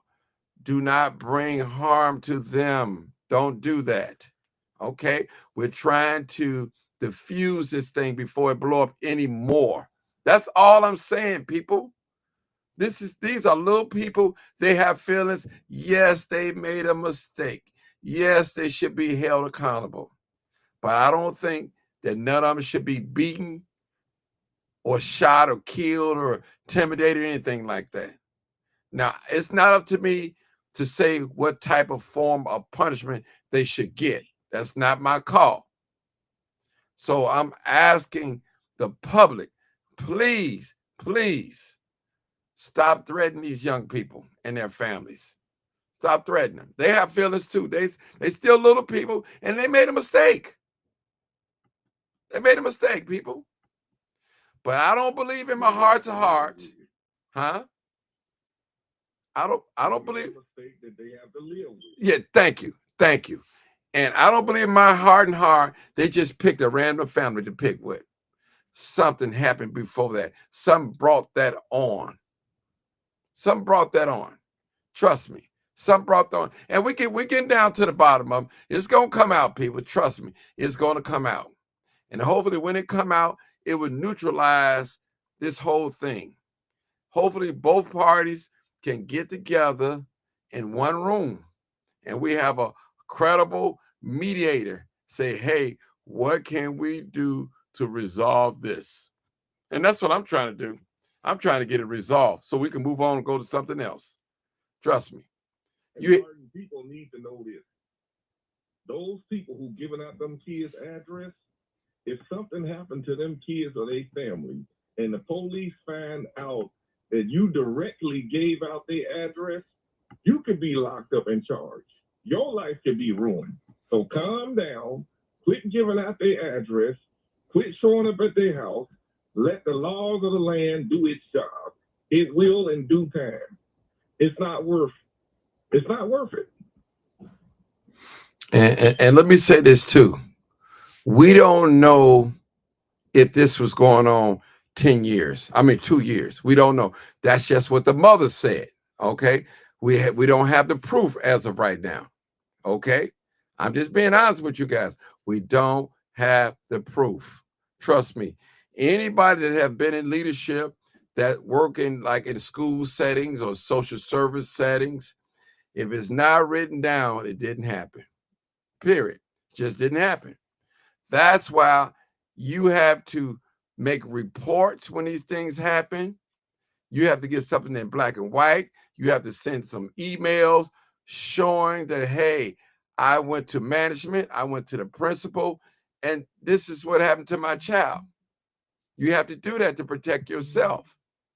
Now, we're in a situation, we just taking everybody's word, but we need proof. Just like we looked at that video, we should have documentation. Okay, if this has been going on for 2 years, are there any reports that she have? Are there any police reports? Are there any incident reports with the school? I mean, people, we just got to get to the bottom. This is an investigation. You got to investigate, people. Now, as much as I want to believe the parent, the victim, but I want to see some paperwork too as well, you know, because something happened. And we need, in order for us to make this go away, we have to get down to the root of it. Because if not, it's going to be an ongoing thing. When people see these young people out in the street, at school or something, they're probably under some type of threat of violence. And we don't want that. I don't want it. At least I don't want it. And for some grown person to go out of his or her way to put up their addresses, that goes to show you the mindset of people, what they think about them young people. Real talk. I'm just trying to get y'all to see the other side. I ain't making no excuse for nobody, people. Wrong is wrong. But I don't want to see nobody lose their life. Who is that? Carlos? This is Carlos. Go ahead, Carlos. That's why it's essential for the people in that community to make sure that they are at the alderman's office so nobody is hurt. We don't want innocent children and people getting hurt. So the alderman's job is to make sure the people at that school and the community is protected. Mm-hmm. Another thing, Martin, is maybe they need to since their address is already out there and people showed up already, maybe they need to relocate those families like they relocated the victims. Mm-hmm. It's only fair. If the aldermen want to do something, that's the next move. They need to be making that move tonight. They need to be making that move ASAP and get them out that school. Get them out of that neighborhood. It's bad enough the whole city is looking at them with a frown. They need to be relocated because people are going to, no matter what we say, they're going to continue to show up and voice their own little opinion. Anger is a beast. Mm-hmm. Mm-hmm. And I'm going to tell you something. They're going too far if they grown and they trying to go after some kids. I mean, yes, they need to be disciplined, but on trying to hurt them or do some harm to them, I mean, that's like over the top. I mean, because again, all of our kids has done something. Thank you. Even with my son, do I want him dead? Absolutely not. They trying to give him 40 to life. Do I feel like his crime is worth 40 years to life? Absolutely not. But again, at the end of the day, you know what I'm saying? He has to pay for the things that he's done. But to cause some type of harm to a kid, I mean, that's way over the top. And thank you, Jarita. And I know how you, because you sent it to me, you tagged me in it. You one of the first ones that brought this to my attention, and I appreciate you. And that's all I'm saying tonight, Jarita. We can't bring bodily harm to these young folks or their family members. Come on now, you know. And a lot of us, we're adults now. How many times that we have done dumb things? Not that our parents didn't teach us properly, but away from our parents, not under their supervision, we went out and done some things that we know we had no business doing. Trust me. And that's real talk. And that's all I'm saying. I don't want to see. They're gonna make another mistake. Right. They're gonna make another mistake. So the bottom line is, we have to be that bridge that helps them learn that this is a no. And I mean, we just have to we have to be adults and we have to learn how to parent. A lot of these parents need to take parenting classes, first of all. That's yep. Mm-hmm. I agree. I'm just trying to get it. I don't want to see none of them young people, the perpetrators, hurt or somebody, because see, actually somebody could lose their life from this, people, because the whole internet is upset. I mean, they upset. And these guys, Yeah. You got people out here. Yeah. Yeah. Right. Right. And they not speaking freely of those kids. That Marcus, whoever said that, I kind of hate it because it's either always the black community that's throughout the like we're the worst, or either it's Chicago, we're the worst, and it's really not the truth. No, it's not. They paint the city being the worst city, but guess what? It makes some magazine that says it's the best city. So that should be telling people something. People are flocking here. They're coming here to tour. They're not only coming here to tour downtown, but they're coming in the hood. They're coming in the restaurants in the hood. Hey, Marcus, I think it's Condé Nast made Chicago the best big city in America 4 or 5 years in a row. So we made that list. The narrative ain't something with the narrative ain't jiving. That's why the mayor keeps saying it. They can talk about this city all they want, but this is a great city. And I'm proud to be from this city, proud to be from Inglewood, because not everybody in Inglewood is bad.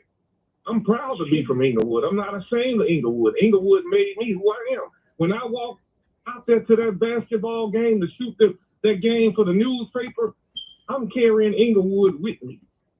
I'm from Inglewood, and I'm proud of it. And I'm from the city of Chicago. I done been to California. Yeah, I like California, but I couldn't wait to get back home to the city of Chicago. Ain't nothing like Chicago, period. I'll tell you what. We can't let them demonize our city. Right. There's other cities that have worse for crime. Right. And I want to say this too, people. Those of us that understand what I'm trying to say tonight, please spread the word. We don't want to see no bodily harm come to these children or their parents at all. We don't want that. We don't want that. If you look at this picture overall, no one was really physically, well, I'll say dead. I ain't gonna say hurt because you have some mental scars and stuff like that. But everybody lived to see another day, the victims and the perpetrators. And I'm wishing that we can get them all in one room and work this thing out.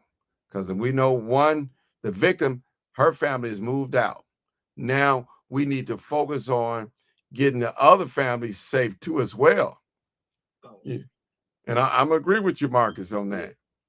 You know, but Martin, they should have done what they need to be moving. Yeah. Because you got some creeps. It was a guy on somebody's video that brought a pistol up to the school, a grown-up. Yeah, a grown, yeah. So you bring a pistol up to a grammar school. Yeah. So what that tell you, Jarita? What that tells us? Somebody breaking it. Listen, that's crazy. I mean, I don't know no words for that because who does that? Talking about fear.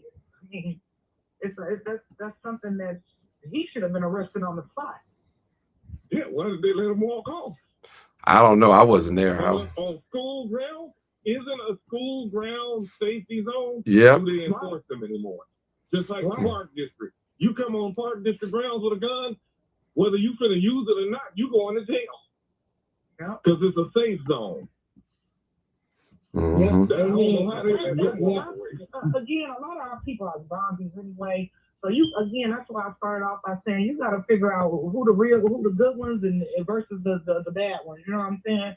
Because at the end of the day, it's a lot of grown people out here. I stroll up and down the internet every day, and I think to myself when I see certain things, this is why the youth is messed up. It's because of the grown people. Mm-hmm. You know, I mean, it's crazy. It's just you get to a certain age where you just have to identify that some things you just can't do no more. You know what I'm saying? But you got overgrown. I mean, people in their 40s, they still. They never mentally grew up. Yeah, and I want to say this. But then we expect the kids to be better. How are the kids going right. to be better? I want to say that. I want to speak to the adults out there. For those of you that's not taking this serious, and you just looking at it one way, and you're not looking at it in another way, and if something happened to one of them young people that stomped that lady out, I wonder how you'll feel it with inside your spirit. I'm telling you. And something can happen to one of them young people. Their face are plastered all over the internet. Their addresses. Now, what if your son, right? What if your son or your daughter went out there and did something like this? You wouldn't want your safety compromised at all. So even if something happened to one of these young people, you don't know who's going to do it, who done it, because it's all over social media. I'm telling you. So be careful what you ask for, because you just might get it. And if something happened to one of them little people, I hope you see your son and your daughter in that same situation. Think about it. Some of y'all running y'all mouth because it's not your child, it's not your daughter, it's not your grandchild, or your little niece. Trust me, they deserve to be protected too as well, and their family members. We owe that to them as a community. We owe that to them. That's real talk. Alderman Chico, Yeah. get them out of there. It's not safe for them. People already know where they live at. I seen video of scores of people over there. At first, I thought it was a replay of yesterday, and I had to look at it again. I'm like, wait a minute. They went to the kid's house. Come on, man. It's adults. Come on. Well, that's foolishness. They be a foolish. That's. But see, that's what I'm saying, Jarita. We only looking at the victims. We have to watch out for the perpetrators too as well. Go ahead. Somebody, who's that? They not real adults. Right. Let the law of the land do its job. They not real adults, because a real adult is not going to go after other kid. A real adult is going to talk to a kid. Now, we didn't all grew up. We didn't all made mistakes. We didn't all been fooled over head heel. So a real adult is not going to go to no kid's house. A real adult is going to try to talk to a kid. They're not going to do that. Where do they do that at? Now, like when I was raising my kids, there's some things I did around my kids, some things I didn't do around my kids. And right now to this day, I have a 25-year-old and I have a 19-year-old. And my kids are sat down at the table and told me a lot of things that I did not do in front of them. So you are your kids' own role model. You are your kids' own example. And trust me, being a parent don't come with instructions. So us being grown adults, we probably got to take a younger women and show them how to be mothers. Everybody needs some help. Everybody can have some help. They need to bring back home economics into the high school. They need to bring this in. So hold it, y'all. Yep. Hold it. Oh, hold it, ma'am.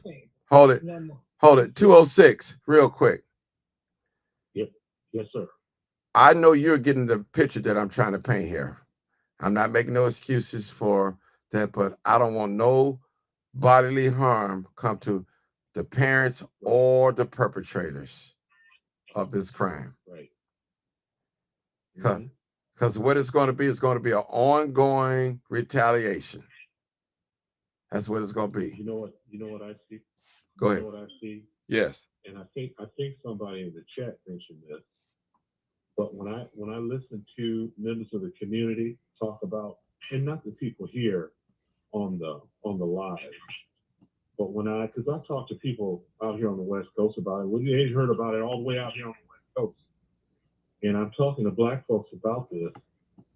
Their desire for punishment really reminds me of white people and how white people tell the truth and shame the 14, devil. 15-year-olds and try them as adults. And it reminds me, although this is an extreme example, but the first thing came to mind was Mr. Stinnett, the 14-year-old who was put to death in an electric chair in the late 40s because he supposedly killed some white girls that all the evidence was exculpatory. He had nothing to do with it. But he was living in an environment, and I'm not saying that we're this bad, but it kind of reminds me. He was living in an environment that cares nothing about children and will destroy a child in a heartbeat. They put him in the electric chair and electrocuted him to death. The first time they tried it, the electric hat, they put on his head was too small, and it set his hair on fire because they didn't shave all his hair off. And he started crying when his hair was on fire, so they shaved his hair off, turned up the juice, and electrocuted a 14-year-old boy who was innocent.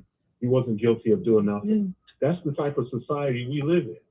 And we are living in a forced, not a voluntary, a forced association with a group of people who I think are the nastiest people, the most ungodly, wickedest, deviant, and perverse people that's ever disgraced the surface of this earth. And we have to be very careful as individuals, families, and communities to not let that spiritual, mental, emotional filth rub off on us. We have to be very, very careful. Okay, we got another caller, 3268. Hey, caller. What's going on, Martin? Hey, Mr. Roosevelt. How are you doing? Okay. Hey, 206 and Marcus, and a couple other folks stuff that's on here. All right. You know, my whole thing is, I mean, and I might come off as being sounding unpopular, but you know, sometimes I'm to the point I don't care anything about my heart and the mind is with the victim, because you know we talk about all of this stuff about you know how they're young and all of this other kind of stuff. You know, you might not know everything like some of us older people, but you know enough to know. You have a conscience. You know enough to know right from wrong. And they were not thinking about Roosevelt. I need you to listen to yourself, man. Listen to yourself. First of all, no one didn't say that they don't deserve to be held accountable or punished. We didn't say that. Right now, we're talking about the safety, their safety. It should be no bodily harm done to those perpetrators or their family members. That's what the concern is tonight. Should no one have put their addresses up there on the internet? We're living in a wicked world. Well, I knew that was going to happen because golly. But I'm just saying, they don't, listen, they don't deserve this, Roosevelt.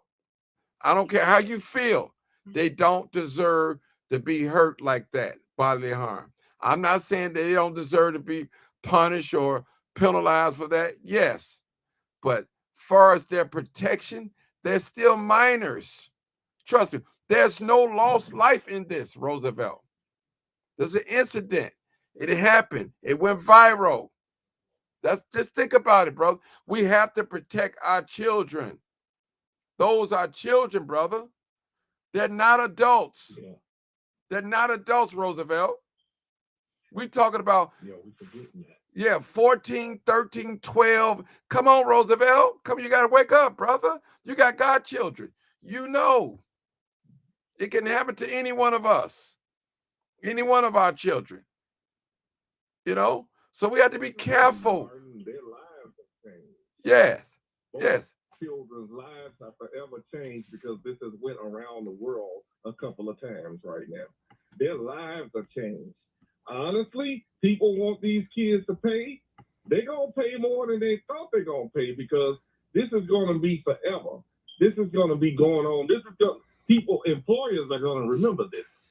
Those kids got to grow up one day. They got to find a job. It's going to be hard for them. They are colleges, employers, all of that are going to remember that. Listen to me. They are already paying for it because guess what? The whole city, the whole country is talking about it, and it's only a matter of time before the White House responds to it. To bash Brandon Johnson and Governor J.B. Pritzker. It's only a matter of time before Trump responds to it. And to justify why he should send in the National Guard in the city of Chicago. That's not the reason to send in the National Guard, though. Marcus. I mean, kids fight all the time. Marcus. Let me address something real quick. I want to address something to Mr. Al Herbert. He said, Martin, it seems to me you only have empathy for children and none for the woman. First of all, the woman is safe right now. She's getting all the resources. My empathy is for the perpetrator, that they don't get hurt. The children, that's who I'm talking about. The woman, the victim, she's safe. She's having resources. She's probably going to get her some therapy, some treatment, and all of that. Now, what about the other ones? That's what my concern, the children. If we don't protect our children, then what? Then what? So a lot of you guys are not seeing because you have hate in your heart. You hate the very children that you talk about. You don't hate your children, but you hate other people's children. Period. Yeah, but it's not Martin. But my whole thing is, it's not for because I don't think anybody's just hating somebody just for hate. Brother, come on, Roosevelt. If someone puts one of them, hold on, Roosevelt. If someone puts a child address on the internet, that's not hate. What? That's hate, Roosevelt. That's low. I didn't know nobody did that. You know why? You know why you didn't know, Roosevelt? Because you're not doing no investigation. You just running with the whole crowd of people, and that's okay. So we've been talking on here tonight. We're doing investigation. Okay, that's what we're doing. We're trying to come to some type of right. We're trying to come to some type of resolution with both sides, so it won't be an ongoing violence. Because I'm quite sure some of those perpetrators probably got some family members that's about that life. I'm quite sure. So if one of those young people get hurt, it's going to be an ongoing retaliation. But go ahead, Roosevelt. I'm going to be quiet, Roosevelt, and I'm going to let you talk. Go ahead, Roosevelt. I'm sorry. Interrupting you. Yeah, but I still think that my heart, my mind has me, because I can understand that she's safe. I'm hearing that she got a whole new life, a car, and everything.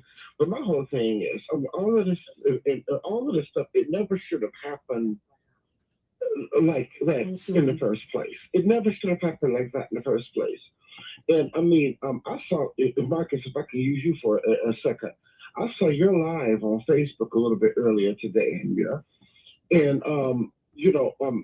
both of us are, disabled and visually impaired. I remember days when I was coming home from school, and I had to figure out how to get home. Let me correct you on something. I am not disabled. I wear glasses. I'm nearsighted. It's a disease that was handed down to me from my grandfather, as well as his wisdom. But I am not disabled. I am perfectly normal, except for my eyes. I don't consider that a disability. Well, I get that. I'm sorry for using that expression. I correct you on that one. No, that category there. I had bad eyesight and everything myself. Like, people, they knew it. So I mean, imagine, and back then or something, when I was growing up, we just didn't have phones and cameras or social media. Imagine that happening to someone like myself every single day. That was something like that would happen. When time I came home from school, I would have to figure out a different way of how to get home or whatever, all because of stupid, ignorant children. I mean, you're traumatized and everything almost all your whole life for that, and that's not right. I mean, because I'm the kind of person who always just likes peace. I never wanted to have a problem with anybody. I never wanted to fight anyone or anything. Never went around starting anything with anybody. Always just wanted peace. Why does this kind of stuff have to just happen? And plus, for it to be so far, no accountability. Because I get a feeling. I mean, and I could probably be wrong, because me and another friend of mine, one of my best friends from Texas, we were talking about it, because even she'd have found out about it. We're talking about it. So I get a feeling if these kids who are black would have attacked and beat up a white woman and everything like that, I believe they would have all been rounded up and picked up that night. But so far, it's not, because us as these black people, black men, black women, are just so unprotected by our society and even by the criminal justice system. So I think that's the reason why people are also upset, is because these people have not been picked up as of yet. I mean, it's been today's Thursday, early Thursday morning. This happened on Monday. These people have not been picked up yet. And police and pretty sure know where they are. If the community knows or whatever, like you said, and put everything there on the internet. Police, Chicago police, and everybody knows. But they have not done anything as of yet. I think people just want to see accountability. But yeah, I am one time on Martin's side where I can easily say, yeah, you probably don't want anybody to get hurt or want anybody to get killed or whatever it is. But at the same time, you still want some accountability. Because what happened to Rashonda, I think that was just completely wrong. I mean, plus these kids and stuff, they had done that for a long time. Nothing was ever done with the school. And now maybe this will lead to something good. Maybe now the school and everybody else will take this whole bullying situation a whole lot much more serious than how that they took it, because this can actually lead to real consequences. But I'll mute my line because, Martin, I think that you got a new call. Okay, yes, I do. I sure want to say something. Okay, hold on. What's going on? Hold on, old timer. Let me take this new caller, because the old timer, you know, you be going way left field sometime. Come on, 9461. Come on, 9461. Hey, Mike, how you doing? Good. How you doing, Mike? Hey, Mama House, First Lady, how you doing? Hey, Hey, Mama House. Hi, how are you? You know what, Martin? It was a bad situation. Yes. It was a bad situation. But what people are not realizing, that these children have a father. Mm-hmm. It just come out, and it is on the internet. And now see other people, the children's father and their family getting involved. Mm-hmm. See, it's gonna make something that they shouldn't even want it to occur. Mm-hmm. Okay, because when you come from 45th and Forestville, that's nothing nice. Him and his wife may not have been together, but he stated on the news those are his children. There it is, and she has sickle cell. Mm-hmm. That's all I want to say. Mm-hmm. It's out there now. Yeah, it's out there, and I understand that. But listen to this. Listen, just like she got a husband, a boy, baby daddy. Them young folks probably got some family too about that life. So thank you, and that's what they don't want. That's what I'm trying to tell people now, Mama House. We don't want that. You don't really to come back. Right. And people, all they saying about them people down there. Yeah. You don't want to we need to learn how to problem solve. Thank you. That's grown people need to come together as the parents. Say it, Zarita. Say it. Parents, sit Yes. down and have Thank a you. conversation. Yes. Yes. This ain't gonna hurt the kids. We gotta learn how to stop being overly emotional with certain stuff. Yes. Parents, that's the first thing I do when it comes to my kids. Where's the parent at? Let's have a conversation. Sit down and let's talk we about should not even get to the point where we talking about we killing, we want bodily harm. We talking about kids here. Thank you. Yes, Thank they do you. need to be held accountable as soon as possible. But we, as the adults, the parents, it needs to be an advocate, somebody that brings these parents together. Mm-hmm. Thank you. Period. That's all I wanted. That's how you solve it. But if you can't have an ignorant parent that just want to be ignorant, you're not going to get anything done. The first thing everybody got to realize is we're dealing with minors. We're dealing with kids. Mm-hmm. Now let's take a step back. Let's all breathe and let's have a normal conversation. That's all. But, I mean, the Black community needs to learn how to problem solve. That's Mm-hmm. the first thing. Mm-hmm. But to beat down somebody's mother that's sick, terrible. That's terrible. That's terrible, Mama House. We got that established already. We have that established. That's wrong. That's terrible. But what is the difference than a young person that's 10, 12, 13, 14 go out there and carjack somebody, take their car? It's the same thing. You see what I'm saying? It's the same thing. Only thing is, same thing, but the only difference is them 12, 13, 14, they will shoot you. Yeah. And pull you out your car and take it. Right. Yeah. In this case, yeah. If they don't be held accountable for what they're doing today, they will be the same 13 or 14-year-olds that's shooting. They will contact you on a heartbeat. And first of all, I want to make a public announcement real quick. I'm not trying to impose my views on nobody. One thing about me, one thing about the truth, you don't have to rehearse it. You just tell it just like it is and let it, wherever it fall, that's what it is. You can take it or leave it. But if a young person come up hurt, listen, you'll say, well, you know what, Martin was right. He was right. And that's all I'm trying to avoid. And you talked to the, you went over there and talked to the lady. Right. See, people. You went to the lady's house. Right. See, you went and talked to her. See, people. Actually, I did Mama House. We talked on the phone. Me, Carlos, and it was four. We was all on the phone, and the little girl was all on the phone. So one of the little girl. So what I'm trying to tell people, there are some things that's not public right now. Okay, there are some things that's not public. Right. So I'm just saying, people, I don't want this be an ongoing beef.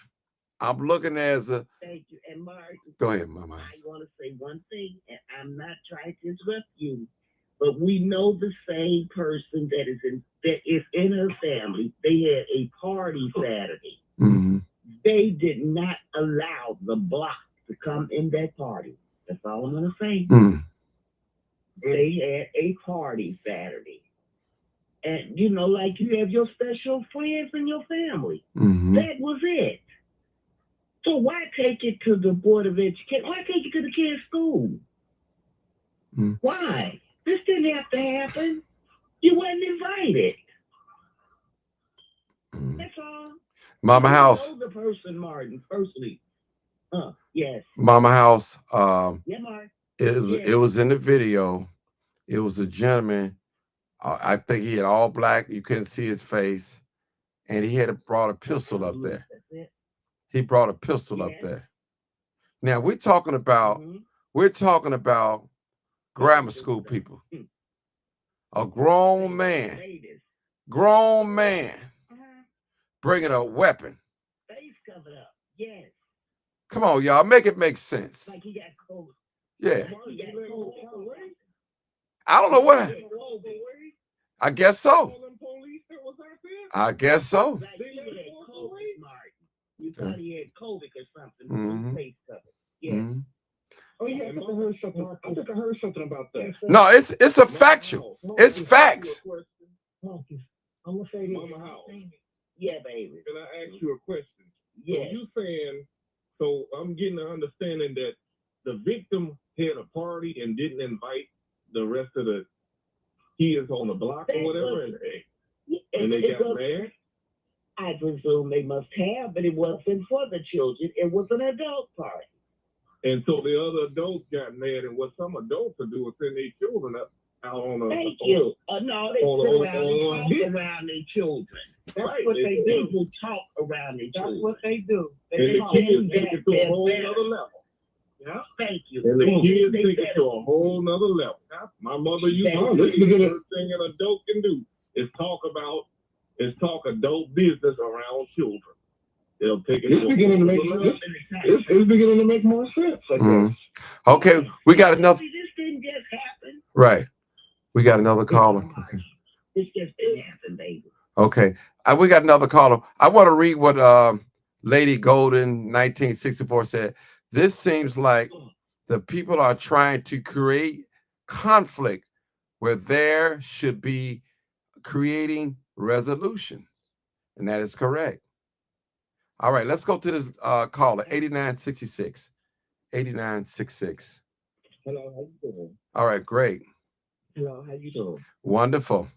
Okay, I want to ask you a question. You keep saying, don't do this, don't do that. But what's the problem? What's the solution? That is a what? Hold on. First of all, hold it. No. You ask. Now hold it. Hold it. Hold it, sister. Hold it. First of all, You're not dealing with adults. You're dealing with kids. First of all, you said, what's the solution? First of all, number one solution is we're going to protect these kids from being bodily harm, injured. That's what we're going to do, number one. First of all, there's no adult should have came up to that school with a weapon.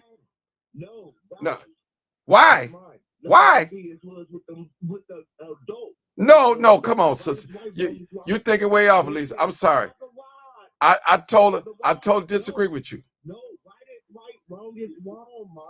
So you're telling me, first of all, hold on. Lisa, let me talk. Lisa, let me talk. I want you to get out of your emotions. I want you to use a little logic. First of all, did anybody die? Are you gonna listen to me, Lisa? You can't overtalk me, Lisa, now. Are you gonna listen? Did anybody die? Yes or no? No. Okay. No. Okay. Hold it, Lisa. Lisa, hold it. So did nobody die? Everybody went home. Okay. Now somebody may have some scars, both physically and mentally. I'll give you that.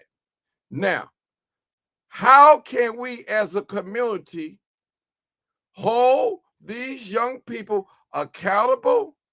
And how can we resolve this and move on? Are we going to make this an ongoing beef and create conflict? Number one, close that school down. Number one, no. Close that school down. Too much action going on at that school. Number one, that principal is responsible for the kids. That's number one. Okay, so the principal, look, you got to look at it. Everybody getting a slap on the wrist. The principal, the kids that fucked up, the parents, everybody, they get a slap on the wrist. Now we're going to feel sorry for them. No. Whoop their ass. And I promise you, whoop their ass. If they parents, these parents getting high with their kids, Martin. These parents doing everything with their kids. And they nothing done. Okay, hold it. You missed the whole point. Hold it. Hold it.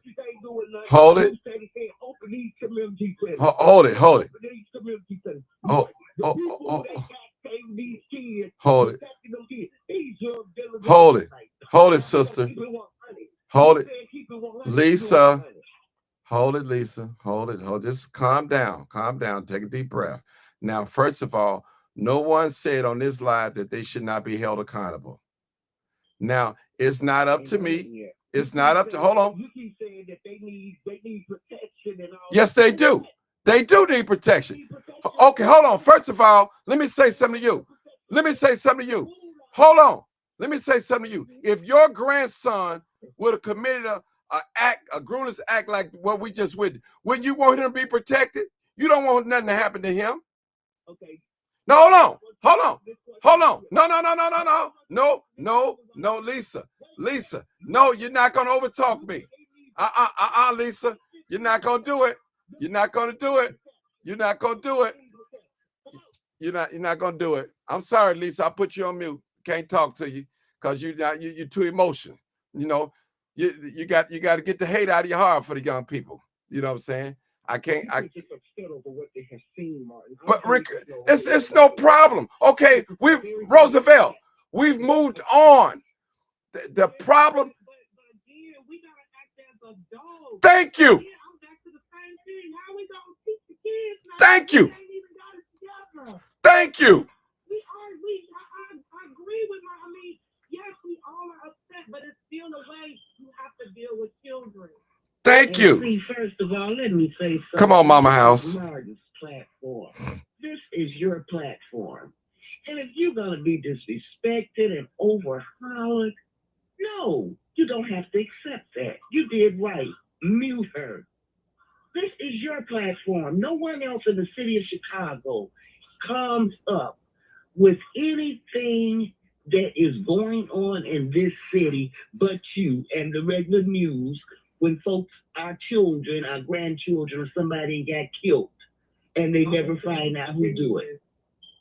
Okay? And they never find out who do it or who did it. But you take the time to waste your time, sometimes 2 and 3 o'clock in the morning, to give everybody a chance to express themselves. But you don't have to be hollered at, son. You don't have to be out-talked. It's just a plain and simple explanation. The lady feels as though that the kids should be disciplined. Those are children. And that's all you were saying to her. They never done anything as of yet. No, but this is what she wants them to do. What you want the kids to do? Get shot up or something? No, I'm not saying that. I'm just saying, but at least start holding them accountable or pick them up or do something, whatever. Because like I said, if they would have attacked a white woman, they would have been picked up that night. But so far, we're going up on Thursday now. Nothing has happened. So it seems like first of all, could be a slap on the wrist. How do you know have nothing happened? You don't know, Mr. Roosevelt. You don't know if something has happened. You don't know. First, yeah. The detectives come out. They speak with the people. Do you think that the people are going to go out and blast everything that the detectives told them? You don't know if the detectives are watching these people home or anything. See, people want to speculate and then take it all out of proportion. You can't do that. You got to wait and see. That's all. And the internet, to me, as a parent, I just think they should bring their kids forward and let them be held accountable. I think if that happens, I think the community would calm down a little bit. You have to hold your kids, you as a parent, you have to hold because that's where it means the most. You know what I'm saying? That part. It starts at home. If none of them have done it together and say, hey, let's get with an advocate or somebody. Let's all come together and sit down and talk and make a statement. You know what I'm saying? That's and maybe correct. we can get past this. You know what I'm saying? But that's right. Again, all the violence. Thank you. Nothing is never solved with violence. Thank you. Period. I mean, it's like fighting the fire with fire. It just don't work. That's it. And then when you get ready to do violence, then you bring in other people. Then other people. And other people. Then you lose a life. And then people get killed over nothing. Right. Then over nothing. And see, this is why we have an ongoing. They are kids. Right. That's all I'm saying. People, see, the thing is, people are caught up in their emotions. Hold on, sister. People are caught up in their emotions. Okay. We all witnessed the video. It was terrible. It hurted my heart. Yes, it did, to see that woman get done like that and her children, protecting her children. So that hurted me. Now we have to move on. What is the next phase? Okay, we're looking for accountability. Now, after the accountability, we need protection. Okay, because we got grown people, grown folks out there want to do bodily harm to these young people. We don't want that. It's going to be, listen, don't you think that those young people out there, they have people that love them as well? And they may have some people that's in their family about their life. If you touch my little niece, it's going to be on. So let me go to the next caller. And who know what the guy was up there? Who knew what the guy was up there today for with a gun? Right. What did he have a gun for? Thank you. Who was he representing? Okay. Yeah. We got a couple of calls. That's right, Mama. Yeah. 0904. Come on, caller. Hey, Martin. Hey, how you doing? Hey, Martin. How you doing? Hey. Yeah, I mean, I've been listening to you all for the last 2 hours. And so my thing is this. I'm looking at the videos that the young lady has posted and all the rest of them. If the children want to help and the parents are willing to help as well, then you have something to work with. You have something to work with. Now, having to see a lot of things that have happened, especially having to be in CPS, to see a lot of things that a lot of folks don't see, we don't come to a resolution. if they want the help, you can't make nobody take anything that they don't want to accept.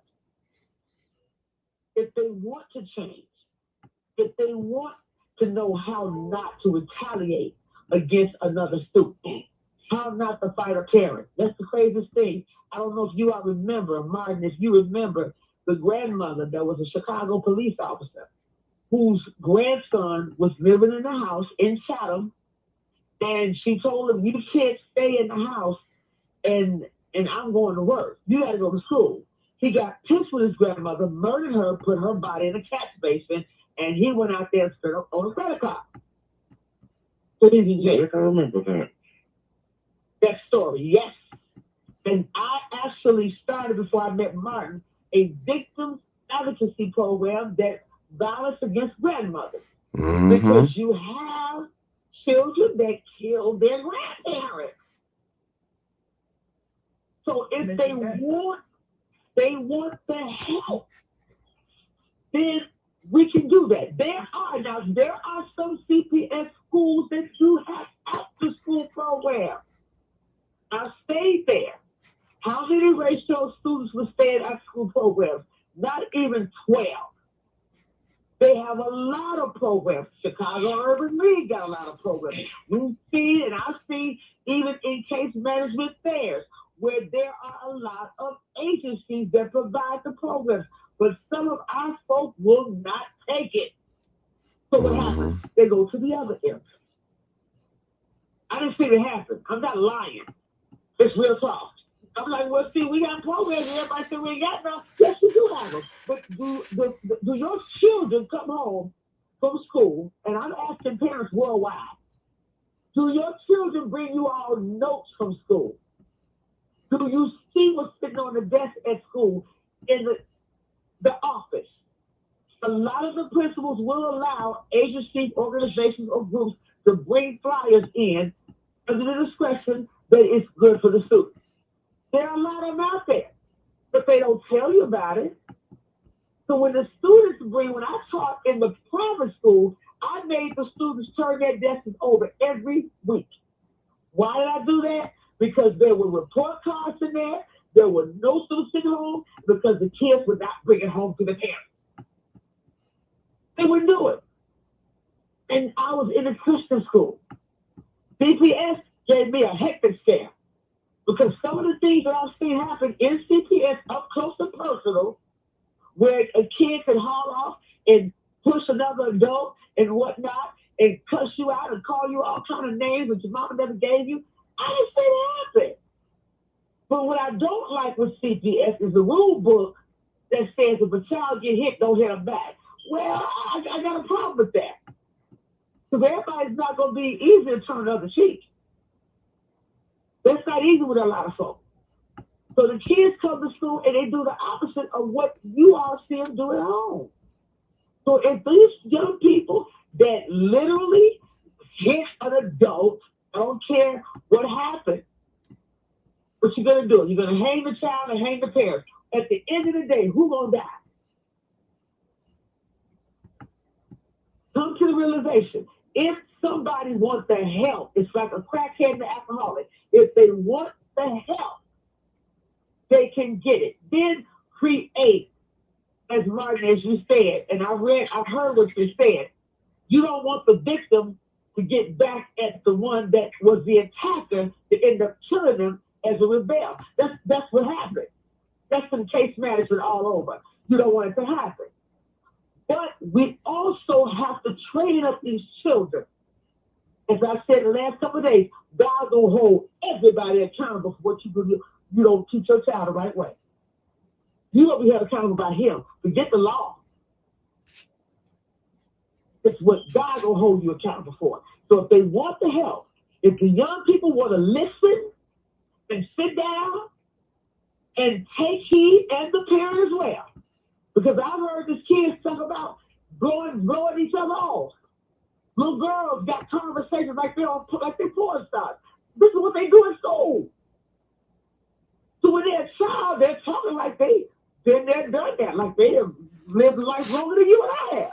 Oh yes, I didn't see it happen. So the thing over here, if these young people want the help, then let's come together as case managers, social workers, or community and create something. The men stood up, and I love that. I heard the men, they had my lot of attention because I'm hearing the brothers speak, and they have a lot of good things to say. So I wanted to share that. If they want the help, don't force it. If they don't want it, you can't make them take it. Okay. Thank you, Doc. Thank you so much. That's all. I mean, people are so caught up in their emotions and what if it's your daughter and all that. You don't know what my daughter went through or we're going through. I'm going something through right now with my daughter. Something happened to my daughter. You know, I don't have to publicize it, and I feel a certain way about it. You know, but let me just say this, people. It ain't the fact that you have to agree with me. I'm protecting, I want the small children, their families, not to be harmed. Trust me. Now, that's my whole point of tonight. On the first night, Mama House, everybody was talking about going up to the school. I said, please, people, don't go up to the school and fight those little students. Don't do that. I said that from the beginning. I'm not just came up with this idea. I said it from the day one, the first live I did about this. I told people, do not go up there trying to hit them children. You're going to jail if you do that. That's still a minor. Those are minors. Whether you like it or not. Right. Yes, they did an adult crime, but they're minors. Trust me. We're not talking about adults, people. We're talking about minors. 11, 12, 13, and 14. Those are minors, period. Everybody went home that night. And what I mean by home, nobody died. The lady went to the hospital. Right. So it's a win on both sides. One, the victim, they got a whole lot of resources and probably gonna get a lot of therapy and all that, and rightfully so.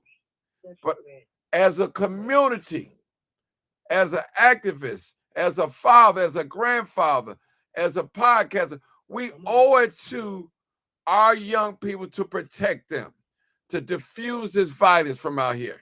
See, I'm like old timer, and he don't say it no more, but I say it for him. He's still on here. He said, Martin, I'm beginning to believe that we like all this shooting and killing. He don't say that no more, but I'm saying it. And I strongly disagree with him. But now I am with him 100% on that term. Yeah. 100%. Yes. We up with all this killing and violence and stuff like that. We got fake pain in the Black community. Fake pain. That's all it is. Yes. Listen, in the next week or so, the school going to be back normal. Ain't nobody going to be up there. Trust me. Everything will be back normal. Thank you. All this internet sensation, all these internet gurus, it's going to be over in a minute. You're going to be right back down to your 100 views, your 200 views, your 1,000. You're going to be back normal. Nobody paying no attention to you. Trust me. Okay. It's real talk. Some of y'all, you know you're not about no solutions. You're about violence. Violence. That's why a lot of you came up to the school. Violence. You were so angry, rightfully so, that you wanted to lay hands on them young people. Trust me. You're going to jail if you touch one of them young people. Went to jail. Yeah. All them police. Yeah. Going to jail. Yes. So, that's crazy. And then you go into their house.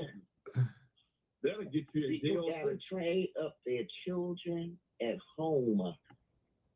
Don't try to train them out in the public, because them kids will turn on you.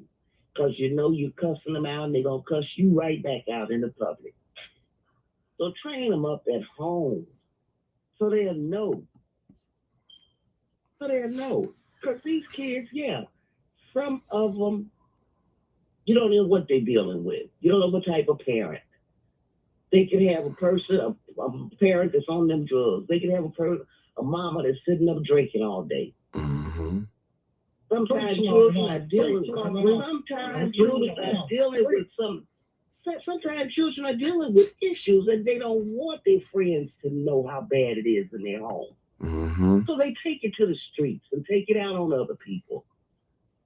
So we have to be careful, love on them. Some of them just want love. That's all. I just said that, Mama House. Some of our kids need a hug. All you gotta do is go up to the kids. They'll talk to you. Walk up and learn that. So how their day is going. You gotta speak their language. It's not hard. It's not hard. And mine, I fully agree with you. Nothing happened. And I'm gonna pray and ask God to cover them. God already saved it, baby. He got it. Yeah, It's in his hands. It's in his hands. Because guess what? They made a mistake. We all have made some mistakes. That's right. They made a mistake. So everybody have sinned and come short of the glory of God. Omission or commission. Omission or commission. You said something about somebody you shouldn't have said. That's all. They you did things you shouldn't have did. They made a mistake that cost them their character. They character. And just like mine said, it's gonna by next week, all the smoke gonna be clear. But don't bother the kids. Leave them alone. Leave them alone. They're already suffering now. Public shame. Public shame. When you gotta pack up your stuff and get out and leave your home, that you know you used to sleeping in your bed. But of they got fear. transferred to another school. Mm-hmm. Okay, of fear.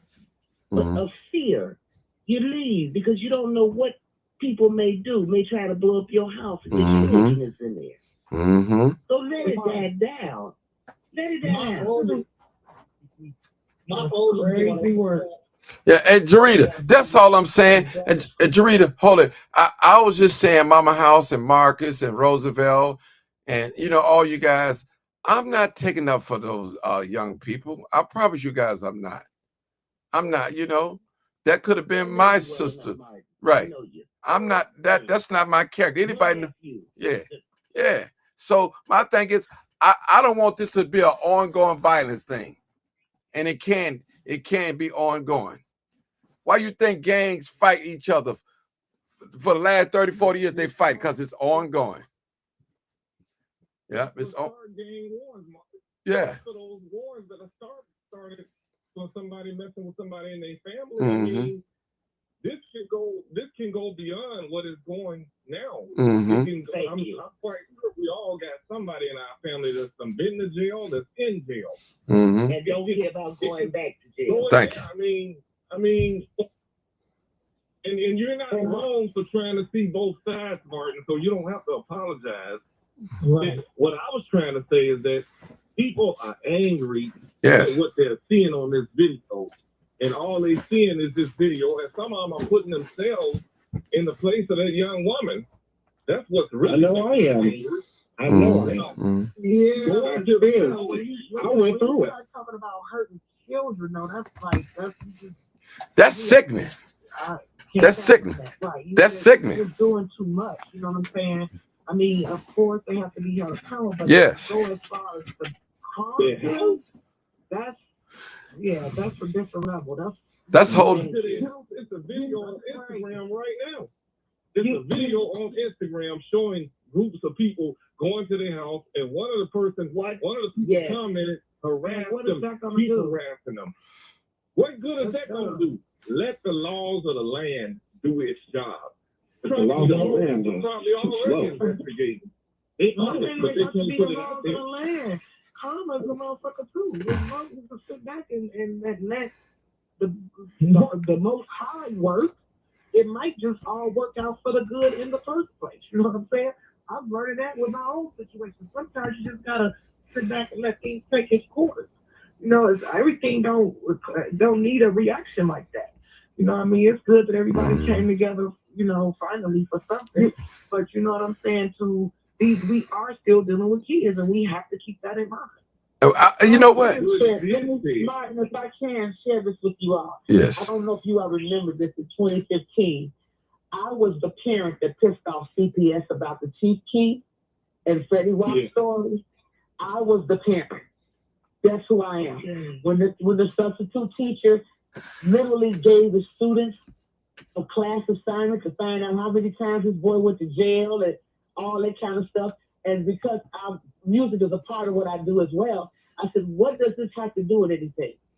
My son got bullied, and I stepped up and said, do it, and it's going to be a war. Over an assignment. Mm-hmm. Over an assignment in the classroom. So what they did was, I told the principal at that time, it wasn't Miss Miller, it was somebody else. I said, I dare one more student to bully my son. I dare you. I dare you. And I dare the parents. Because we don't send our children to school to learn about ignorance and criminal behavior. If he don't listen to it here, he's not going to be taught it there. You're going to teach an educational curriculum that is conducive for their learning.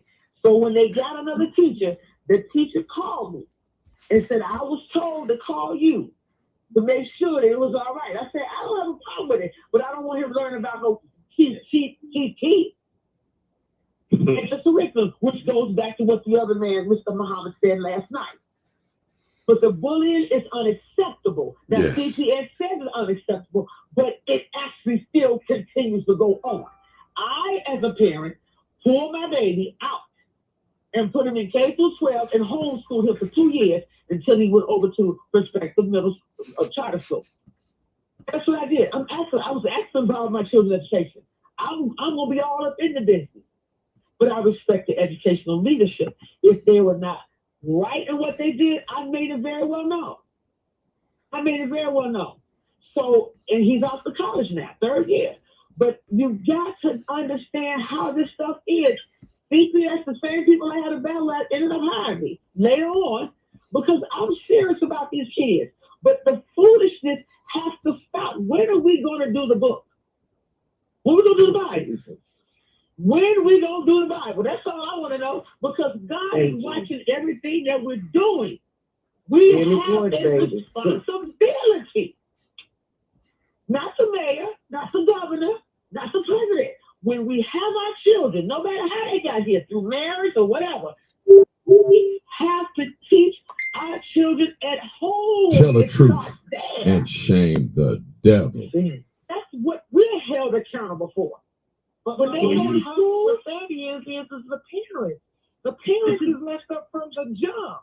How do you these parents that's messed up? How do they teach? Well, I'm trying to figure that part out, because you have parents that literally, I just took care of a kid myself, and the mother and the grandmother is wrong still to this day. Jarita, you know why? Listen. You look at that. Yeah, different generations have a different concept. Okay. They're not paying no attention. I need y'all guys to hold. I got something that the ladies gonna love. So I'm gonna put another video of y'all gonna love it. I hope y'all can hear it. If not, you probably have to. I'm gonna put your phone. I'm gonna put it out. I'm concerned about the children on both sides, the victim and the perpetrators. Yes. All right. Live on clock right there. That's what I'm trying to tell you. It's not. You can't say it's a woman in the, because the women gotta stand down. Ain't no woman standing down. If you want us to be out the struggling field and the hustling field, y'all men need to put us in our feminine position. Y'all not putting us in our feminine position. Right? It's not about no woman, ain't about no man. This ain't about no woman standing down or nothing. If we ain't out here fighting for these kids, who else? Half of these men on the corner drinking 40 ounces, grabbing their balls. But they want us to stand down when this shit happen. No, we gonna show up and show out. This ain't about no man or no woman standing down. That was the wrong words to use, brother. You supposed to be coming with a prayer. You talking about some women stand down. Hell no, we ain't standing down. Yeah, hell no, we ain't standing down. Y'all men want us to stand down. Y'all need to stand down. Where they fathers at? Go find their fathers and preach that shit to their fathers. Go find that shit and preach that shit to their fathers. There's a lot of black women out here struggling, raising these goddamn kids, and the fathers with the next bitch raising the next bitch kids. So this ain't about no, the women gotta stand down my ass, put our foots on these motherfuckers' necks. Whoop they motherfucking ass.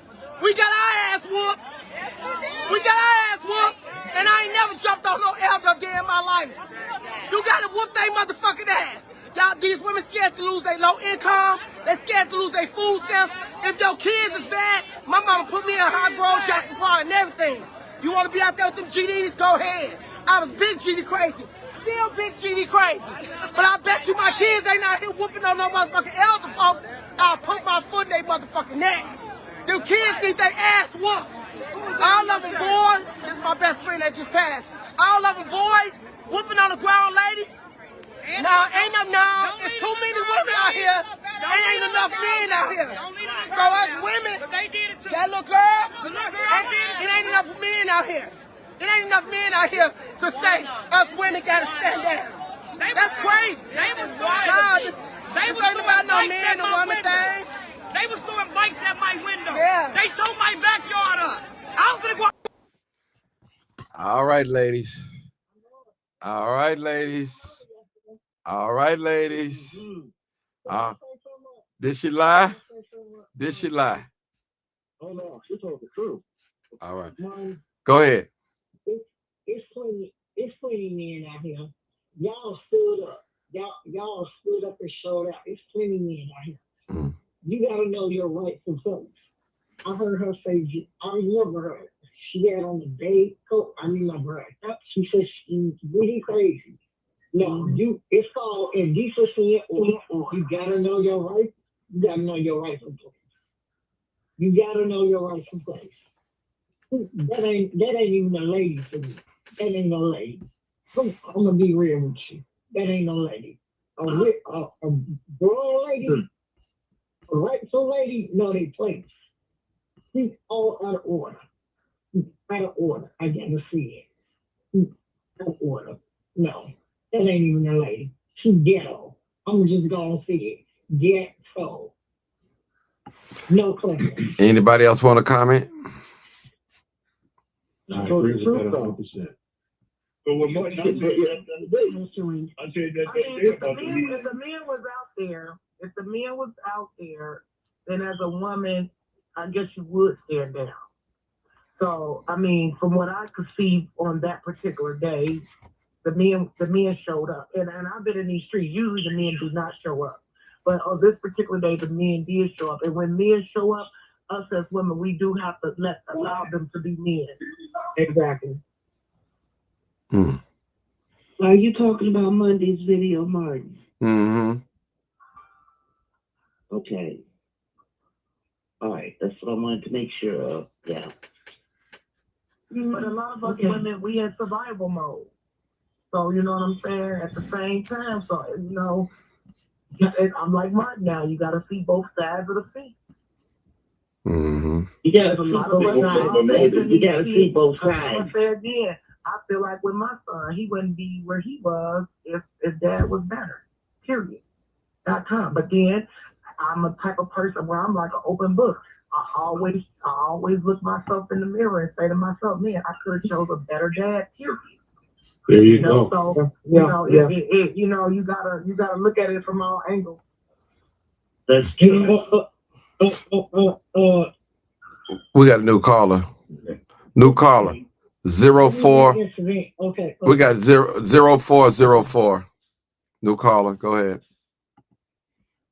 How you doing, Martin? I'm wonderful. How are you? I'm all right. I'm just calling because I had woke up and seen what was going on, so I said let me call in and give my opinion and a comment. I truly believe that we forgot how to love one another, and that's the first thing. And with that comes the self-respect and the respect that we have for one another. You know what not to do. We always raised by somebody in our family who guided us the right way, and you know I truly believe there's a spirit in all of us. So there's some type of God essence in your mind to make you choose the right decision. But these kids haven't been raised like we supposed to have raised them. So I truly think that if we could just come together as just a community and show love, because the kids as like taking them up under our wing, giving them something to do, you know, like a big brother, a big sister, not telling them what to do, but give them options and give them the understanding of this is what'll happen if you do this and the consequences of their actions. There's nobody trying to even talk to the kids.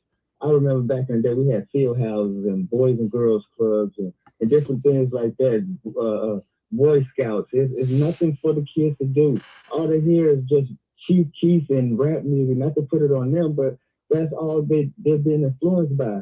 You know, everybody's not going to be a basketball player. So what can you do to feed these kids' mind and keep them occupied, to keep them off of that foolishness? I kind of recommend. Hold on for a minute, 1 second. Excuse me, sister. No disrespect. I really believe that, you know, we all should have the churches involved in this, as well as the politicians who's guiding us and putting money behind certain things so that we can build from somewhere. I remember me and Martin was at a police event at the Park District, and it was peaceful. And that type of thing where the community come out and show love to one another and give resources and show that type of unity. Every other culture is doing it. Why my people can't do that? Why we can't love on one another? You know, if it's a job that if you know somebody need a job and you found out somebody hiring, give them that information. We forgot to do that. You know, and look where it's going down. The kids is only mirrors of what we're showing them. So I myself will, you know, put forth the effort to make a change if we all could just do it one at a time. I know it's a big step, but we showed out at that school that day, and I'm proud of my Chicago people. I'm so proud of my Black people. But at the same time, let's do it with some class next time. We better than that. We know how to come out and show out when we go to the club. Let's just be better people. That's all I want to say, man. And I really think that those kids really don't have any guidance. There's nothing for them to do but run the streets. You know, Cardi B is an influence. You know, all the famous rap stars are going to jail. They shooters. This is what they're saying they need to do to become popular. There's nothing else for them to do. Okay. I will say this: they cut a lot of programs that once helped the kids. They cut the Boy Scouts. They cut a lot of programs in the Park District. That's why people need to join their Park Advisory Council. Most Chicago parks have them.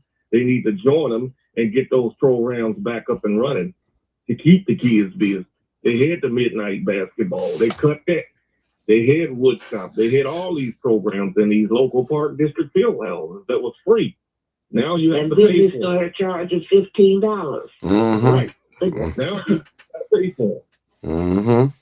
Well, I think we all could just do this summer. I did a program for the kids. I took them somewhere every week, about 7 to 10 kids. I took them to Great America.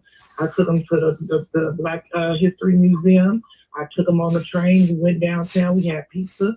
You know what I'm saying? So I mean, if we all can just do a little bit more, man. Because you know, my thing be for me is if I couldn't save mine, maybe I could save somebody else's. You know, so I try to put forward that. I try to put forward the action, you know, and not be so much talk, because I think if we could try to prevent, why do we always come together after the fact? What about the prevention part?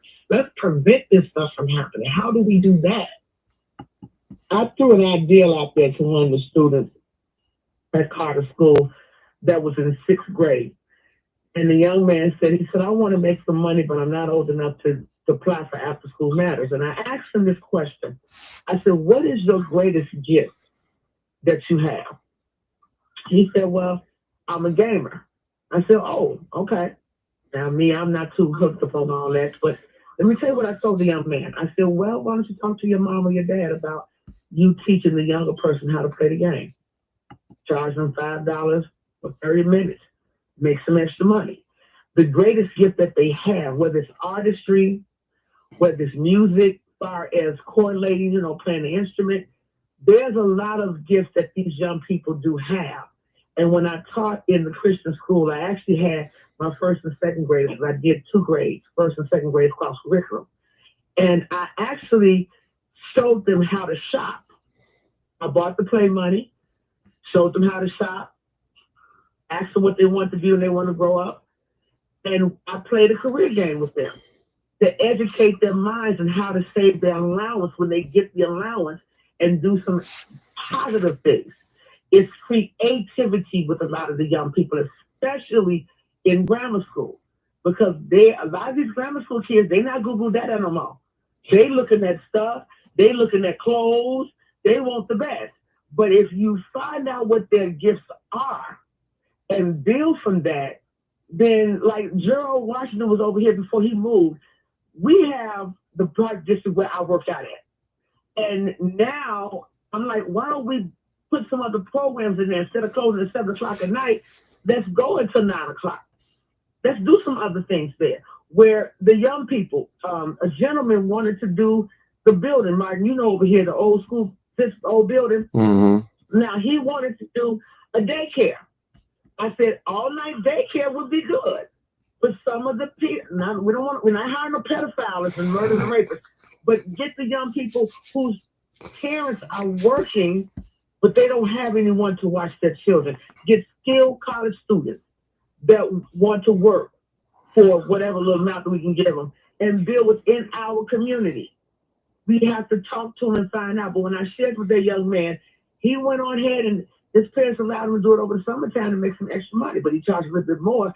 But that was his hobby. That was his hobby. So it's a lot that we can't do, but we got to come together. Can I add on to something? I think we need like a support team or like a support hotline or some type of group for like the people the kids rather, that's going through family issues that they don't have no one to talk to, and that makes them also act out in school. So you gotta have a relationship with the kids to understand what that household is influencing them to do, because they may not have no one to talk to. They may come from a very bad poverty, drug infested family, so you never know. And that's we got to catch those roots of the problem before it become bigger. That may be a future killer, but you can catch him early before he spaz out and just and help him out. And it just takes a grown up, a real strong grown up with a heart to reach them. Yes. Community, listen. It still takes the village though, because me and a friend was just talking about this. Sometimes my kid don't necessarily hear me, but she might hear you, and vice versa. So we have to be that bridge. Us as I'm gonna still keep going back to us as adults. You know what I'm saying? So our kids tend to listen to because I have a girlfriend that's helping me out with my daughter actually. You know what I'm saying? Because she'll be saying the same thing to my daughter, but my daughter see it a little different versus me. You know what I'm saying? So and she's been a great help to me. She's actually helped my daughter on a lot of levels, but that village, man, we gotta get back to that village mentality. Yes. Mark, and I also I also am a mother of a sex factory victim, and my daughter has became an advocate now, so she's actually going to speak to all the young people. So you are correct. Some of the times these kids just need somebody to listen. They just need a listening ear. They don't need no judgment. Okay. At all. All right, we're going to end it right there, people. 206, real quick. Give me your closing comments. I know you just talk to me a few minutes. I'm going to let you in it. Well, I don't have any prepared speeches, but I'll tell you what was on my mind just now. There's a lot of talk about the men need to do this and the men need to do that, and we all need to do it. We all need to act as one unit, one organism, one family, and we need to work together. I think a lot of this is the result of Black men and women that are separated and divided. And I think that's why we keep getting in the street making noise and nothing happens. Mm-hmm. I think what brothers we have our role, sisters have their role, and that role is us helping each other. And I really don't see that. And in that vacuum or in that dysfunction, a whole lot of all this other stuff we're talking about happens. I'll say a prayer for all of us tonight before I go to bed, before I go night-night, and that's it. All right, people. I appreciate the great panel tonight, all the call-ins. Make sure you guys subscribe to my channel. You can become a member because I will be doing little private things with members only. But I just thank God for all the comments tonight.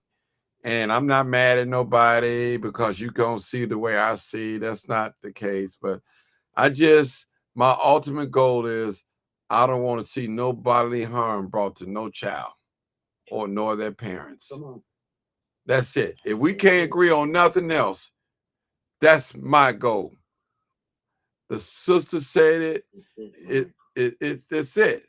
It's community violence interrupters. That's what we want to do. We want to interrupt the violence. We want to be proactive and not reactive. Ain't that right, Jarita? You know, that's real talk. Absolutely. That's it, people. We got a lot. Huh?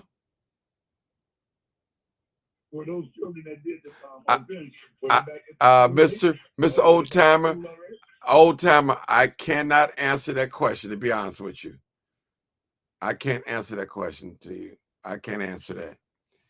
I think when I was there, I think one student was there that was involved in that fight that was there. I think that's what I was told. Yeah. Yeah, they took them out. They're not suspended. I don't know. We don't know what the thing is because they're still investigating it. Because I know my friend, her son, he was videoing from a distance. He wasn't with the crowd. And they called him into question this morning at 8:30, and they wanted to see his video, and they wanted to ask him some questions and stuff like that. So I'm hearing that they did make one arrest. So that's what I'm hearing. I don't know how factual it is. So don't say the crime chaser say so. I don't know, people. I really don't know. So we want to be accurate reporting information. Again, people, I just want to iterate. I don't want nobody to get hurt, and I don't want this to be an ongoing conflict. If it lasted 2 years, hopefully it's done. She moved, she's gone, and hopefully we can relocate the other families and put them in a safer and better environment that they're in already. Because when you got 20 or 30 people knocking on your door trying to get you to come out, that's dangerous. You don't know the mindset of everyone. Right. You don't know the mindset of everyone. They might not have the same mindset. You might just go in there just to intimidate. Somebody else might be going there, hey, I'm going to kill you. You come out this door, I'm going to shoot it. I'm going to set this house on fire. You just don't know the mindset of other people. Not only that, the person that you're coming after might come and get you, might shoot you before you shoot them. Right. So it can go either way. That's right. That's right. It can go either way. You know what they say? Hey, just as much you scared of the one you should fear. Yeah. I always say, just as much as you're ready to kill, be ready to die. I'm telling you. That's it, baby. That's it. So just make sure you got insurance policy. That's it. That's it. Okay. Hey, and let me say this. For that black guy dressed in black to bring a pistol up to a grammar school, y'all know it's serious. Thank you, Martin. It's serious, people. And why y'all thinking I'm barking? I'm barking. I'm praying that somebody see this video. I'm praying that I can convince some parent not to retaliate violently. Yeah. That's the future, Martin. Yeah. That's the future. Yeah. Don't let that grow. Don't let that type of mentality grow. Some kids already showing you what the future gonna be like. Well, you don't need to relive that all over again. Can change. Yeah, but brother, back in the day, they said you was sleeping with this girl and that girl, but you ain't doing that no more. You change. So people change. You know what I'm saying? They change, brother. They change. You know, everybody deserves some chances. They change. Because, hey, listen, I'm so glad that y'all don't have heaven and hell to put me in. I'm so glad that. I'm so glad. Oh, I'm so glad. Because I know I'd have been in hell a million times. I'm telling you. So hey. So what you saying is that them children that did that crime or whatever they call it, they should still be able to get in the car and go out to the mall and shop with their parents instead of Old timer. Oh, hold it. Old timer. Did you listen? Did you listen to what I just said? I said that this is what I said, and you're a minister. You should know, you should be listening. I said, I'm hoping that no one does bodily harm to those children. That's what I said. Now, didn't I say that, people? That's what I said. Old timer. I said that I don't want no one to do bodily harm to those children or their family members. No, I'm telling you what I said. That's what I said. That's what I said. That's what I said. From their own parents, you think that they should enjoy the niceties instead of being punished at home and have to stand. Old timer, you're not listening. You're not listening. I never said that they should not be punished or held accountable. Okay? So these hold on. First of all, don't you got grandchildren? I do, yeah. Okay. Hold it, bro. See, bro. Listen. I don't know what spirit you operating under with our people when it comes to our people, brother. I don't know. You supposed to have love for people, man. All souls, brother. You supposed to, as being a man of God, a minister of the word, you supposed to, bro. But you have no compassion, man. I'm beginning to question some things, man, about people, man. Listen, I'm being honest with you, brother. I'm being real honest with you. I love you, and I can't unsave you, and I can't save you. But the things that come out of your mouth about people, brother, man, they're gonna be looking at you sideways. You know, are you really? I'm just telling you, bro. I'm just telling you, man. You know, you have no compassion. So you saying that the children that they shouldn't be. Do y'all hear this, brother? Do y'all hear that, brother? He ain't heard nothing I said. You know what? No, and our mama house ain't gonna say nothing, because you know what?